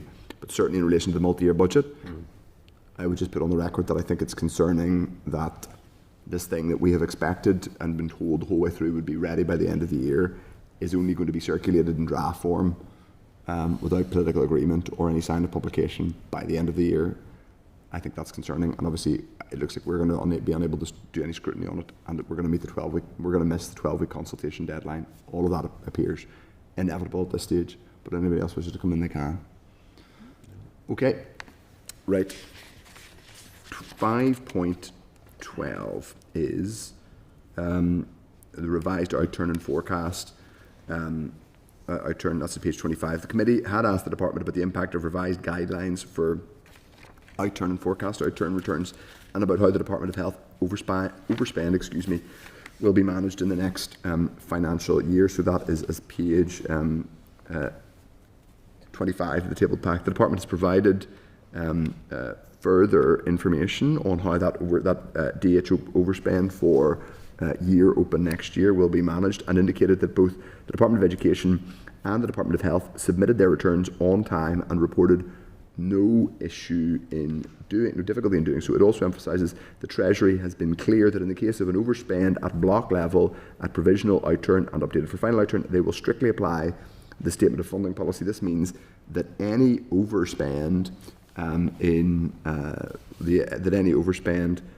will be deducted from executive funding in year 26-27. So, members, I think this is extremely important. We and obviously we'll have the opportunity to ask the Minister about this next week. The fact that the department are saying to us that significant overspends are, well, we know there will be an overspend in the Department of Health because it's an agreed overspend, but also in the Department of Education. I think this is basically, extremely concerning, and we can already see that the amount of additional barnets for this year don't match what was announced last week in terms of additional barnets, don't match the need, nor we can expect will whatever comes out of spring supplementary match. So we are already under real pressure. I suppose the only point I would make is that assurance that we had, all we really have at this point is an assurance from the Health Minister that he intends to manage it next year. So it does appear to be a bit of as vital as it was to pay healthcare staff, and they never should have had to wait until two-thirds of the way through the financial year. It's a wee bit make do and mend and kind of hit it and hope. The Health Minister said in the floor of the Assembly the other day that the first thing he intends to deal with in next year, when he gets his a settlement for financial year 26-27, is pay. Fair enough, but then what other pressures are going to be will have to be dealt with, and I also think lots of people will think that they're a bit concerned that there isn't enough of a joined up plan, but I'm said enough, so if anybody else wants to come in, they can. Deputy Chair. Yeah, thank you, Chair. And I think from pattern that we saw coming through previously and discussions we've had with Joanne McBurney and her team throughout the year, we have this culture of people bidding for the full amount, saying they're fully committed, saying they're over committed, and whenever we get through the last monitoring round and closer to the end of the financial year, quite often that drops off. So we've had the October outturn, but then we'll have the November outturn, we'll have December monitoring. So probably until we actually have the outturn figures coming through from December, we'll not really have that clear of a picture as to which departments have fallen into underspend positions or what it's what the reality is that's going to hit. So I think that it's an important thing, and we'll be keen to tease that out with the Minister next week, because I do think that Joanne and her team were quite honest in their dealings with us, that they can only take what's coming from other departments to them, but as long as everyone's saying that they're spending to their full budget or overspending, that's all that they can take it at. But it'll be a couple more months of reporting, I think, until we see the full and realistic picture, which is not where we want to be. We need to have clear, accurate and real-time reporting, but we saw last year how it quite substantially changed over those couple of months. Indeed, and obviously it's not great if you end up in a situation where there are you're having to do a weird kind of year-end. Actually, these were all kind of planned overcommitments, which we can relax and ease, and that will help us manage an overspend right at the end of the year. It's just not the way to do things. That obviously was supposed to be partly answered by a multi-year budget. Not in total, but obviously that's part of the purposes of a multi-year budget, that would enable departments not to get into these situations in the first place. And if we're not going to have a multi-year budget, which is the thing that we've been promised so much and told that it will help to answer so many of these ongoing, persistent challenges in our budget making, then I think people will ask real questions. It's the kind of thing that we should be on top of, and I'm sure we'll be asking the Minister about it next week. Right, if nobody else wants to come in, we'll move on. So, yes, but I do need to copy this information to the Health and Education Committee, given they are both, their departments are mentioned. Happy enough with that? Mm-hmm. Right. December monitoring is at 25-26. That is the Department of Finance position, not the overall monitoring round position, but their monitoring round position. So, i.e. the departmental one. The department have provided to us in summary, which is there is an £8.2 million pressure in the rate rebate earmarked budget, which is proposed to be managed through a budget transfer from the Department for Communities, with the remaining 4.2 pressure considered as part of the non-earmarked position. In addition, it would be helpful, we might need to ask next week, in fact we could have asked Andrew or McAvoy or Rowan why that pressure has arisen in terms of rates, rate rebate, and what, because that's quite a large amount, to be honest. It is, and previously we'd seen an adjustment in the figures in the community's budget to kind of close the gap on that. Deputy Chair wants to come in. Deputy Chair, sorry. Yeah, thank you, Chair. I had noted that just for query as well, because it seems to be something that's directly linked into payments of benefits whenever there's the automatic budget transfer coming through from communities on it, and I would be interested to get a little more information on it, and perhaps if we could get access to what that number has looked like in previous years to see, is this like a normal level of pressure, or is it quite unexpected? Okay. Indeed, I think we should, yep. So in addition to that, easements totalling 5.1 million have been identified in the department's other earmarked pressures, and therefore they cannot be used elsewhere in the department. There, it is recommended they are surrendered to the centre. This includes a £4.6 million easement related to the Integrate project. Non-ring-fenced easements total 8.7 million, and emerging pressures total 5.8 million, mainly from increased rate rebate caseloads and increased costs due to recruitment exercise campaigns being expedited. Once these pressures and easements are set against the original over-planning position, this leaves the department in a break-even position of £0.3 million. The June monitoring over-planning position in the capital budget was reduced to 0.9 million from 10.9 million. This will be managed through likely slippage and by holding IT purchases until funding is available. So this is to note, but we will be getting departmental official briefing. Yeah, Deputy Chair. Yeah, thank you. And I just wanted to flag it's, given the overall, relatively low value of Department of Finance operational budget, to have £8.7 million of easements coming forward due to relating to delays in filling vacancies across the Department of Finance. Once again, it just highlights the question, and coming into our inquiry, are these real levels of vacancies? And it's very similar to the amount of pressure that they find elsewhere. So just wanted to flag the level of that. Yeah, I've indeed, and I've just misread my. Clarita has helpfully pointed out to me. We should probably schedule an oral briefing with departmental officials on some of this stuff following on from December monitoring. Members are content. We can do that with departmental budget. I've now forgotten the name of the official. Is it Gavin? No. It's Patrick. It was Gavin. We'll be able to clear a certain amount, hopefully, get a certain amount of clarity from John McBurney next week, and then that'll allow us to see what we're still left with to plan in an oral session early on in the new year. Great. 5.7 is reform of building regulations. At page 207 of the meeting pack, there's a response from the department to Communities Committee regarding uplifts in building regs. The department has confirmed that officials are currently working towards implementing these within this mandate if possible. We've been copied into this response as usual. We can keep an eye on that. As to note, unless anyone wishes to come in. Cash Access UK inquiry into Northern Ireland banking and financial services landscape. Members, Cash Access UK has written to the committee, page 211 of the meeting pack, has written to the committee regarding responding to concerns and recommendations within the committee inquiries report. Updates are provided in relation to the presence of a customer liaison officer in Newcastle, which is also available in Kilkeel and Warrenpoint. It's one constituency is really well represented with these cash services. Cash Access also rated that Link are responsible for independently assessing new banking services or improvements.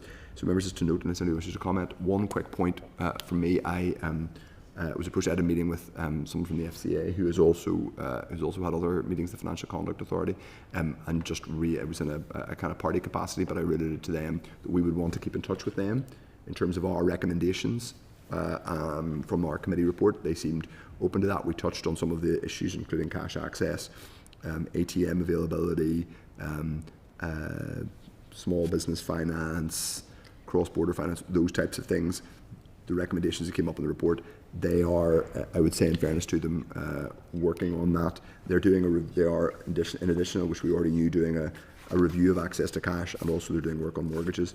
So Deputy Chair. Yeah, thank you. And just if we could raise at this point, as Chair of the All-Party Group on Domestic and Sexual Violence, we had an event yesterday where we had a number of academics and legal representatives on us about legal remedies and access to them across Northern Ireland, Republic of Ireland, and in particular just in and around the border, and very particular issues there where people are experiencing domestic violence, just in issues where the border can be used as a weapon, and banking came up in terms of that within that piece. So I just would be keen to just flag that. It's not something that we necessarily touched into in our inquiry, but it was coming through on that, and it's something that the Justice Committee I think are going to be picking up on in terms of the legal piece. But one of the things we're weaponising the border around things like non-molestation orders, not transferable, but the access to bank accounts and the challenges that faces. So it just flag that, good. Yeah, I think we should definitely flag that. So I was just flagging that I had that useful meeting, and I had said retrospectively begging the committee's indulgence that we would want to keep in touch with them on including our findings. There was also, they had attended a round table with the Minister this morning, which I think is a good thing. So that he's having those, given one of our recommendations was that they the Minister continue to be engaged in policy interventions around financial services and access to cash and all those things in our report. So if members are content, could we ask the Department for an update on that round table, because I understand other interested parties were there. Okay. 5.13, we have it begins a series of Dallow extracts, which they're at page 27 summarised, but I'll go through them now. So the first one is 5.14. That is a consultation on user needs. The consultation on user needs for the census 2031. That's at page 29 of the table pack. Committee previously asked the Department why there was no reference to veterans and service leaders in the consultation. The Department has provided a copy of the consultation document, referring members to page 35 of the consultation, which can be found at page 64 of the table pack, and includes Armed Forces veterans as a topic. The committee is also informed that NERI is currently working on the creation of Armed Forces veterans outputs from the 2021 census by linking relevant data to the census. Outputs are expected in spring 26. Any member wishes to come in on that? No? Okay. A Dallow extract from October 8th. We now have a couple of responses, or we have a response from the 8th of October, which is some time ago now. That's at page 127 of the table pack. So at the meeting on the 8th of October, we had asked the Department for further detail in relation to the meeting that the Communities Minister had with the Finance Minister on, the 29th of September, specifically in relation to, which took place in relation to discussions around funding of Casement Park and the additional financial transactions capital. The Department has provided this readout with bullet points of the three main issues discussed at the meeting. The Department also indicate that the Department also indicate that an equity investment would see the Executive, via the responsible Department, hold a percentage of ownership in a company likely to be a special purpose vehicle represented by shares of stock. So that's how that FTC, were it ever to be deployed, would be held. In terms of accounting treatment around such an FTC equity stake, this would need to be in compliance with international financial reporting standards and the Government Financial Reporting Manual, as well as the requirements of HM Treasury Consolidated Budget Guidance. So that's to note, members. I would simply say we didn't, but perhaps understandably, really get any specificity on the actual discussion around the funding of Casement Park. So I'm just noting that. But we did ask the question. They've chosen not to answer it. Perhaps that's understandable. But in any case, we move on now, members. We have done. Sorry, yes, Deputy Chair. Yeah, thank you, Chair. Just on the readout, it was also noted that it was discussed extending the bereavement services and the Tell Us Once service, and coming through on legislation that was passed this week on the death stillbirths and baby loss certificates, and the impact, on bereaved families, a strong sense, of the need for improved bereavement services across Northern Ireland. I wonder, is there anything more? There's not much detail in the readout. I wonder, could we pick that up again? Because the Tell Us Once service is fantastic. It takes a lot of burden and distress off families, where all of the different government bodies are able to notify as to somebody's death, and I think it would be something really good if it did sit with the Department of Finance, that we as a committee were able to highlight. But I do appreciate that it probably has it maybe does sit more with communities, but I just wouldn't want to. We did ask, didn't we? We did ask, and they didn't really answer. I think from what officials had said, in GB there's more joined upness across the system.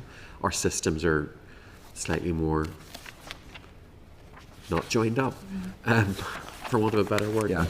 So it will require more work, and communities has a big role there. But I think that the officials are working on it. But as you say, Deputy Chair, we just wouldn't want to lose the issue, Yeah. Thank you. So great. Okay. Yes, I'm going to mention at the end of Matters Arising are the final stage yesterday of the registration of deaths, stillbirths and baby loss certificates bill, which we obviously all had a very significant role in scrutinising. I think it's fair to say we helped ensure as a committee on a cross-party basis that provision for baby loss certificates were included in that bill. The minister, two successive ministers responded to that, and their officials worked with us, and we pressed them sometimes robustly around delivering the bill. And we, and I think us being doing our work and being proactive on that, including, I should say, the clerk and the team who worked hard to ensure that we our voice was heard and we had the options, and also that we got evidence from interested parties, including Forget Me Not, and also the funeral directors who had a particular interest in rolling over the COVID era legislation. So I just wanted to acknowledge that. Hopefully it'll receive royal assent very soon. It'll be helpful to be told when it receives royal assent. And not the politicians are shy about patting themselves on the back, but I think we should be generally pleased about the fact that we've been able to contribute positively and as a committee constructively on this. I think it's a really important piece of legislation. There'll be lots of things that we don't always agree on, things that are in a sense more complex. There was a degree of complexity in this one, but I just think it's wanted to acknowledge that, and particularly say to all those who gave us evidence, who've experienced baby loss and all that trauma and difficulty, that we really appreciate them coming and putting their experiences on the record, and we hope this is meaningful for them, but also for people who experience this in their lives going forward. So thank you. I don't know if any others are more than welcome to come in as well. Okay, we put that on the record, and I'm very pleased to say that that bill is now passed, and we look forward to it getting royal assent very quickly. Okay, now members, we are going to go to item, the next agenda is, yes, we're going to go to closed session to briefly discuss, hopefully briefly, some of our, the civil service reform inquiry and some of our topics. Okay, Marion.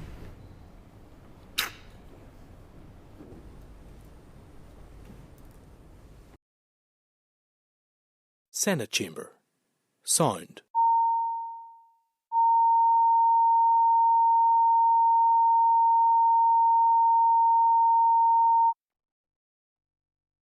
Senate Chamber. Sound.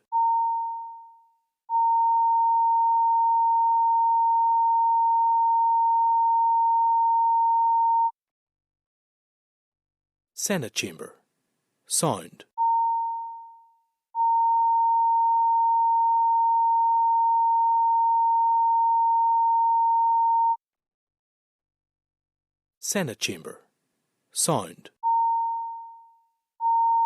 Senate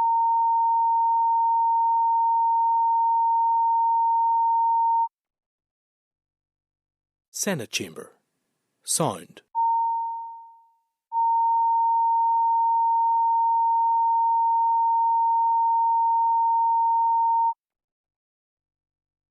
Senate Chamber. Sound. Senate Chamber. Sound. Senate Chamber. Sound.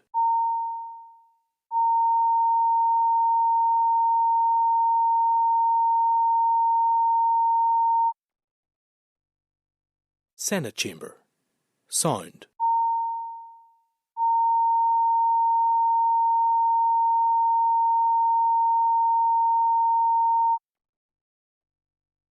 Senate Chamber. Sound. Senate Chamber.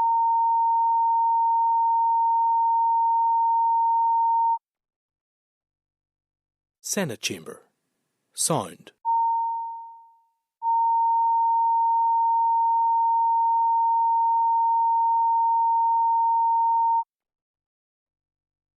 Senate Chamber. Sound.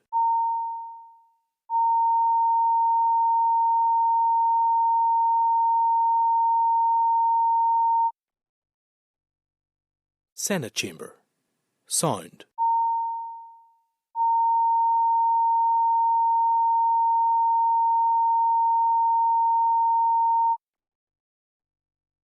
Senate Chamber. Sound.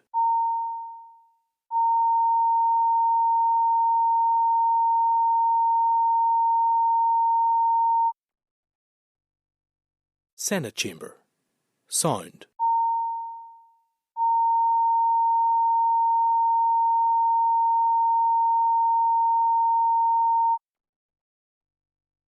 Senate Chamber. Sound.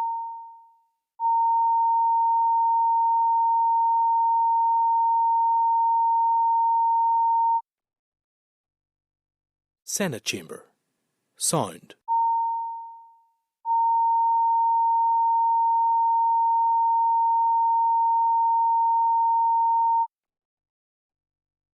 Senate Chamber.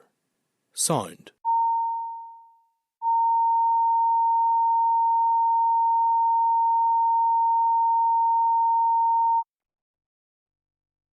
Senate Chamber. Sound.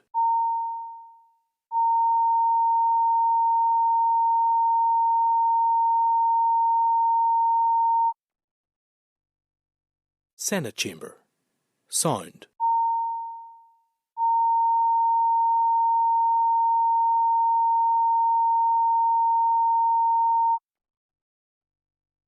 Senate Chamber. Sound. We redraft as per discussed. Okay, fine. Right. That's a good thing about an inquiry. We don't have to tell anybody anything until it's finished. Just need to we're down to 5. We're down to 5. We're just at we're at the. So We'll be all right. I have to go quick. Not gonna huge I'll rattle through. Yeah. Okay, members. So we are back, I think, now in open session. Yeah, we are, Just to Chair. summarise, we have agreed to just ever so slightly reframe some of the context in our terms of reference, not radically, but just a slight change in description. The team will reframe that and bring it back to us for hopefully next week.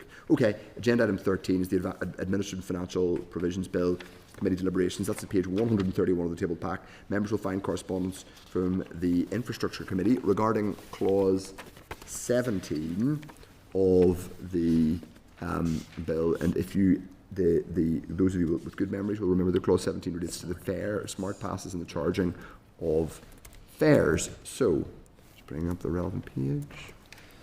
So, members, they have come back to us. The committee considered the matter. I'm just reading out. It says the committee has indicated that it has a preference, as the Infrastructure Committee, that it has a preference for delegated legislation under clause 17 to come before the Assembly via affirmative procedure, as opposed to what is currently on the face of the bill, which is via negative resolution. So thank you to the Infrastructure Committee for, I think that we did it to prompt them a little, did we? Just slightly, but that's good, that's our job, that they gave us a more definitive view on that, and I think that probably shares the view some of us have here, that it should be via affirmative. Deputy Chair.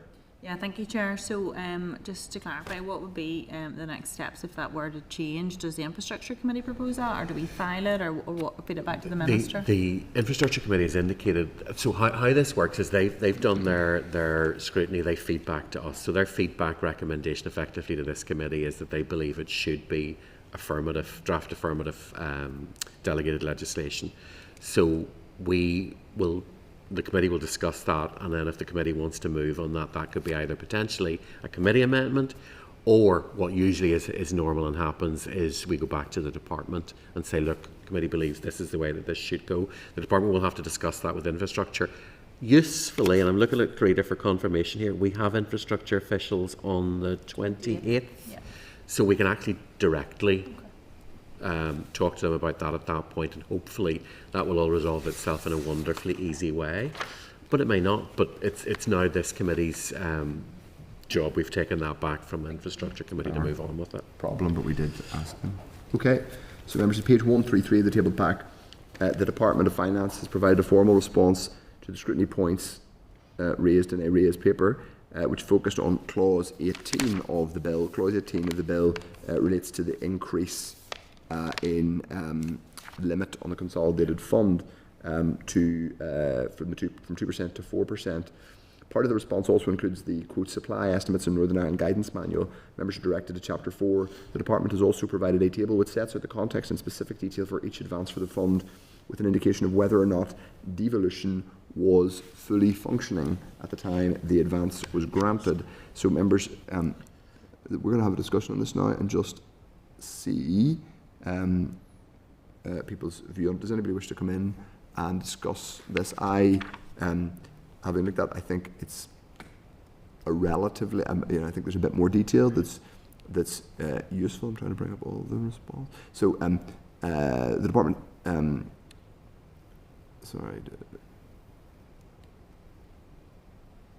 it says they summarise in their in part of their analysis, they tell us that this is the risk of exceeding the 2% limit. The risk exists regardless of the budget bill being brought through the Assembly or Westminster, as would be the case if the local administration was not functioning. I'm not sure that totally answers our question, but anyway, so anyway, it's there for members to consider. I don't know if anybody has a particular response to the 2 versus 4%. We can consider it for further discussion. Members content? I want to come back to you. It's fine. Okay, so members, what we'll do is include the information we've got in the evidence base for the bill to inform further consideration and clause by clause, and we will write to other relevant jurisdiction. Sorry, that's the next point. That's the Fiscal Council. Yeah. No, that's it.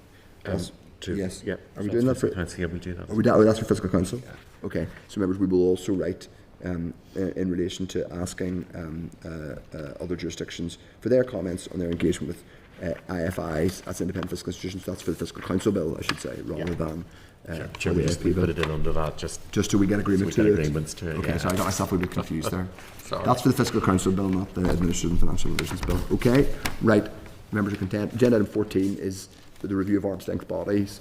So at page 224 of the tabled pack, there is a written briefing. There's a briefing paper from the Department of Finance on the review of ALBs. At page 305 and 306 of the pack, the main pack, there are DALO readout responses that were previously given to us. The briefing paper in the tabled pack sets out the current position in relation to the ALB pay landscape review and the ALB review exercise, including detail on the data collection template being utilised and views being sought. So members, at last week's meeting we discussed this issue and agreed to seek clarity from the Department of Finance on comments made by the Finance Minister during question time regarding the urgency of the review of ALBs, and asked if this will alter the expected completion date for this exercise. For this current exercise, members also agreed to write to other executive ministers to ask what work is being carried out in their departments with regard to reviewing their ALBs. Members will wish to note that paragraph 21 of the written briefing, which specifically refers to the agreed action of the committee. So, to go to the response we have, I'm trying to find the right bit. It says the department is. What do you wish me to make clear? Paragraph 21. That's very good. Okay, thank you for drawing my attention to paragraph 21. Yes, the Finance Committee has written to. So they've written to other committees regarding. They note that we have written to other committees regarding our ALBs, which has generated some correspondence for the department to respond to. I sound very pleased about that. The department understands that consideration is being given to writing out to departments to request further information on the status of their ALB reviews. However, running multiple data collection exercises in parallel risks creating duplicate and confusing requests for departments. Given this, the department suggests it may be more useful to let the department seek to gather all necessary information through its ALB review exercise and share the results with the committee. After reviewing this information, the committee could consider seeking any further information they require. So in terms of their next steps, they suggest to us they're going to continue to progress the ALB exercise and update the committee as required. Now, members, I'm not entirely clear that they are quite as urgent about this review as the Finance Minister indicated. They have kind of told us to go away and don't write to other departments. I would just say gently, it's kind of our job we can write to whoever we like. We're the Finance Committee, and it's not really there for them to tell us. It's also too late, those letters have gone. And we've also sent the letters out anyway, so hard luck, lads. Because the committee agreed to, and therefore it was not a consideration, and the committee agreed, therefore the committee did not agree. The committee would have had to have decided to have that as a standalone item and the letters have already issued. So I think the upshot is we've already gone out and asked for this information. I don't think we're being vexatious. I think we're doing our jobs. We wouldn't have got this response had we not raised this issue with ALB and ALBs and the reviews in the first place. So we shouldn't just take department's word for it. I appreciate they are doing this review and this information gathering exercise, and they are going to come back to us early in the new year. All that's grand, but it doesn't obviate our right to go and ask for information ourselves. You should just say, as with other committees, we are entitled to decide what our work programme is. We're entitled to correspond with anybody we like to do our jobs. We aren't just a product of the Department of Finance. Primarily our job is to scrutinise their work, but we're not obliged to correspond with who they tell us to, in the nicest possible way. Deputy Chair. Yeah, thank you, Chair, and I would agree with you on that, where this is a formalised ALB review and it was done at a lower level. We asked a few more questions and it seemed to regenerate this work commencing again and more things coming forward. Our reason for writing out on it was because we didn't see anything coming off it, and we thought it was quite important given the high level of ALBs and potential for efficiencies.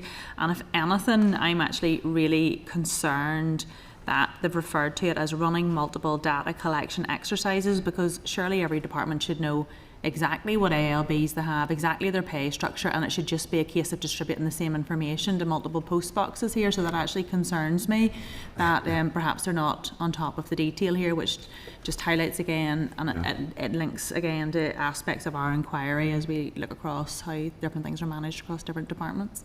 Yeah, we're not exactly asking them to go away and tell us to go find out the shoe sizes of everyone in the department. We're just asking them for information which should be fairly easily accessible, you would think.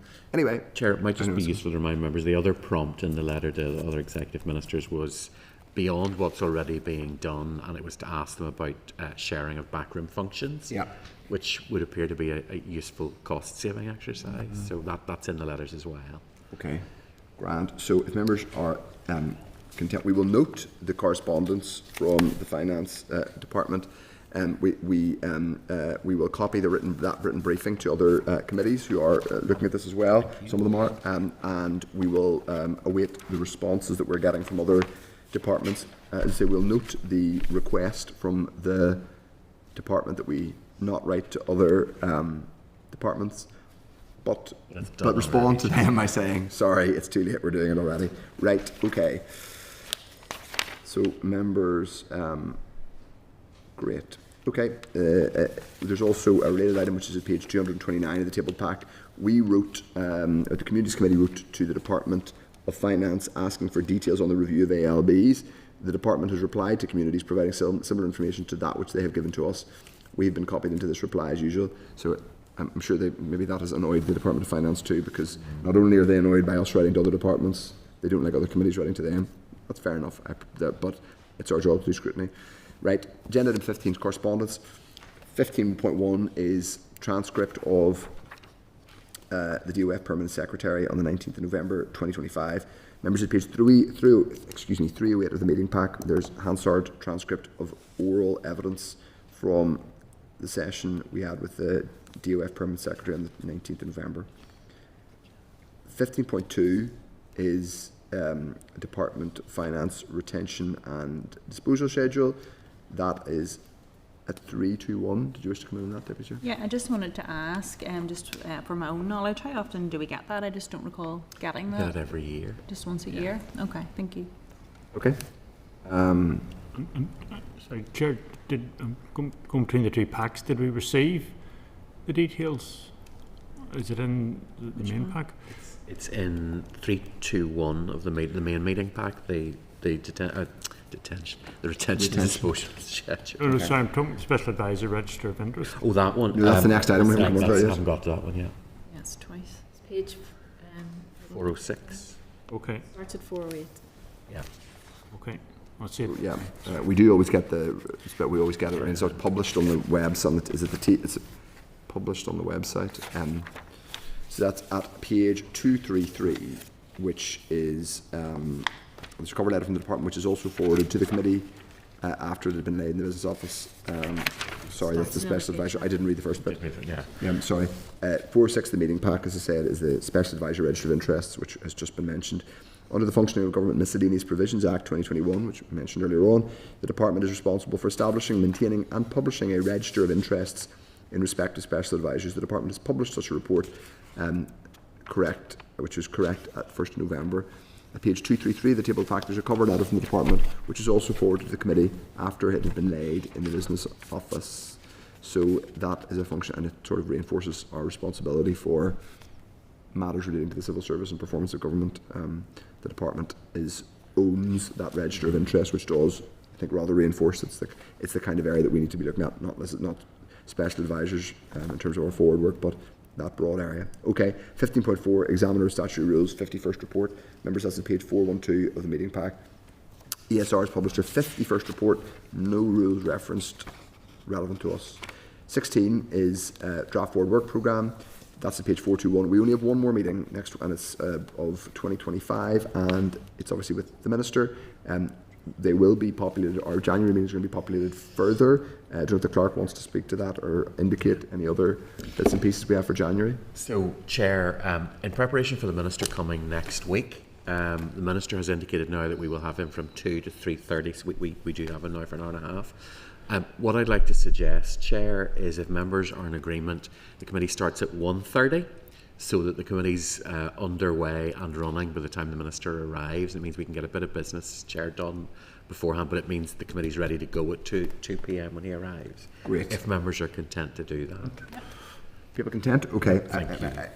I should just say, I mean, we'll be able to ask the Minister about it, obviously, but I would anticipate that we would, if there's a multi-year budget that exists in private, and it hasn't been discussed, I would anticipate it's one for the committee to discuss possibly next week.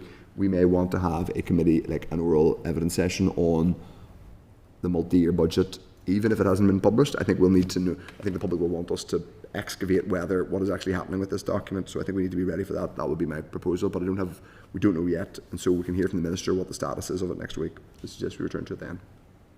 Okay, so members are agreed. We'll amend the forward work programme as discussed. Do you want to come in there? Yeah, sorry, just I was looking at it.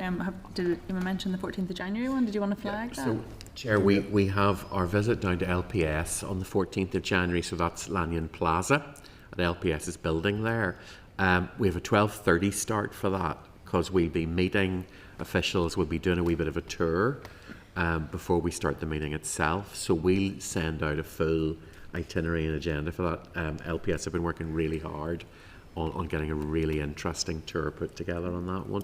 So it'll be multi-floor, multi-artefact, very, very exciting and interesting. Just the other quick thing then. Don't oversell it now. I know. Just wanted the first one back. Sorry, I just wanted to make sure everybody. The other thing I'll flag, Chair, is the 21st of January. Members will recall that we had agreed an informal lunch with the Economy Committee to have an informal briefing on the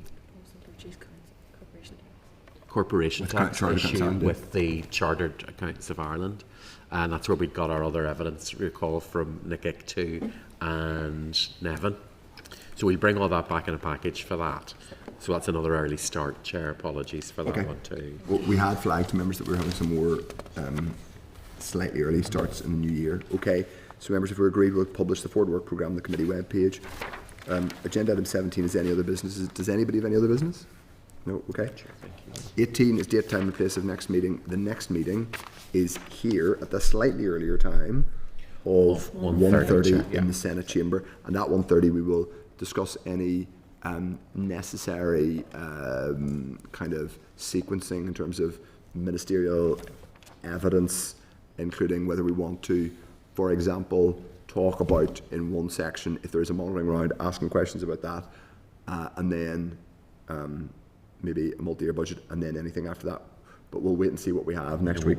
We'll know what we have to discuss before we see the Minister, but it may be sensible just for us to do a couple of rounds on designated topics on current budget matters, and then people can bring in ancillary business should they wish after that. But we'll discuss that if people are willing to arrive at 1:30 next Wednesday here in the Senate chamber. I'll put the question to the committee. Do not adjourn. Committee's adjourned. Thank you. Thank you, Marianne. Okay, over there, Owen. Senate chamber. Sound.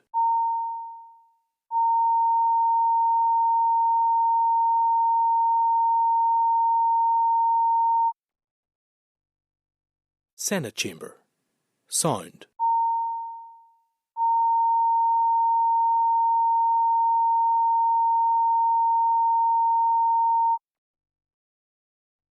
Senate chamber. Sound.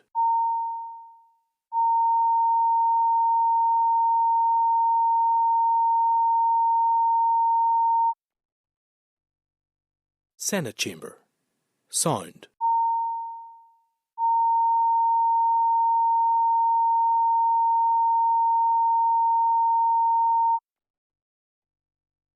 Senate Chamber. Sound.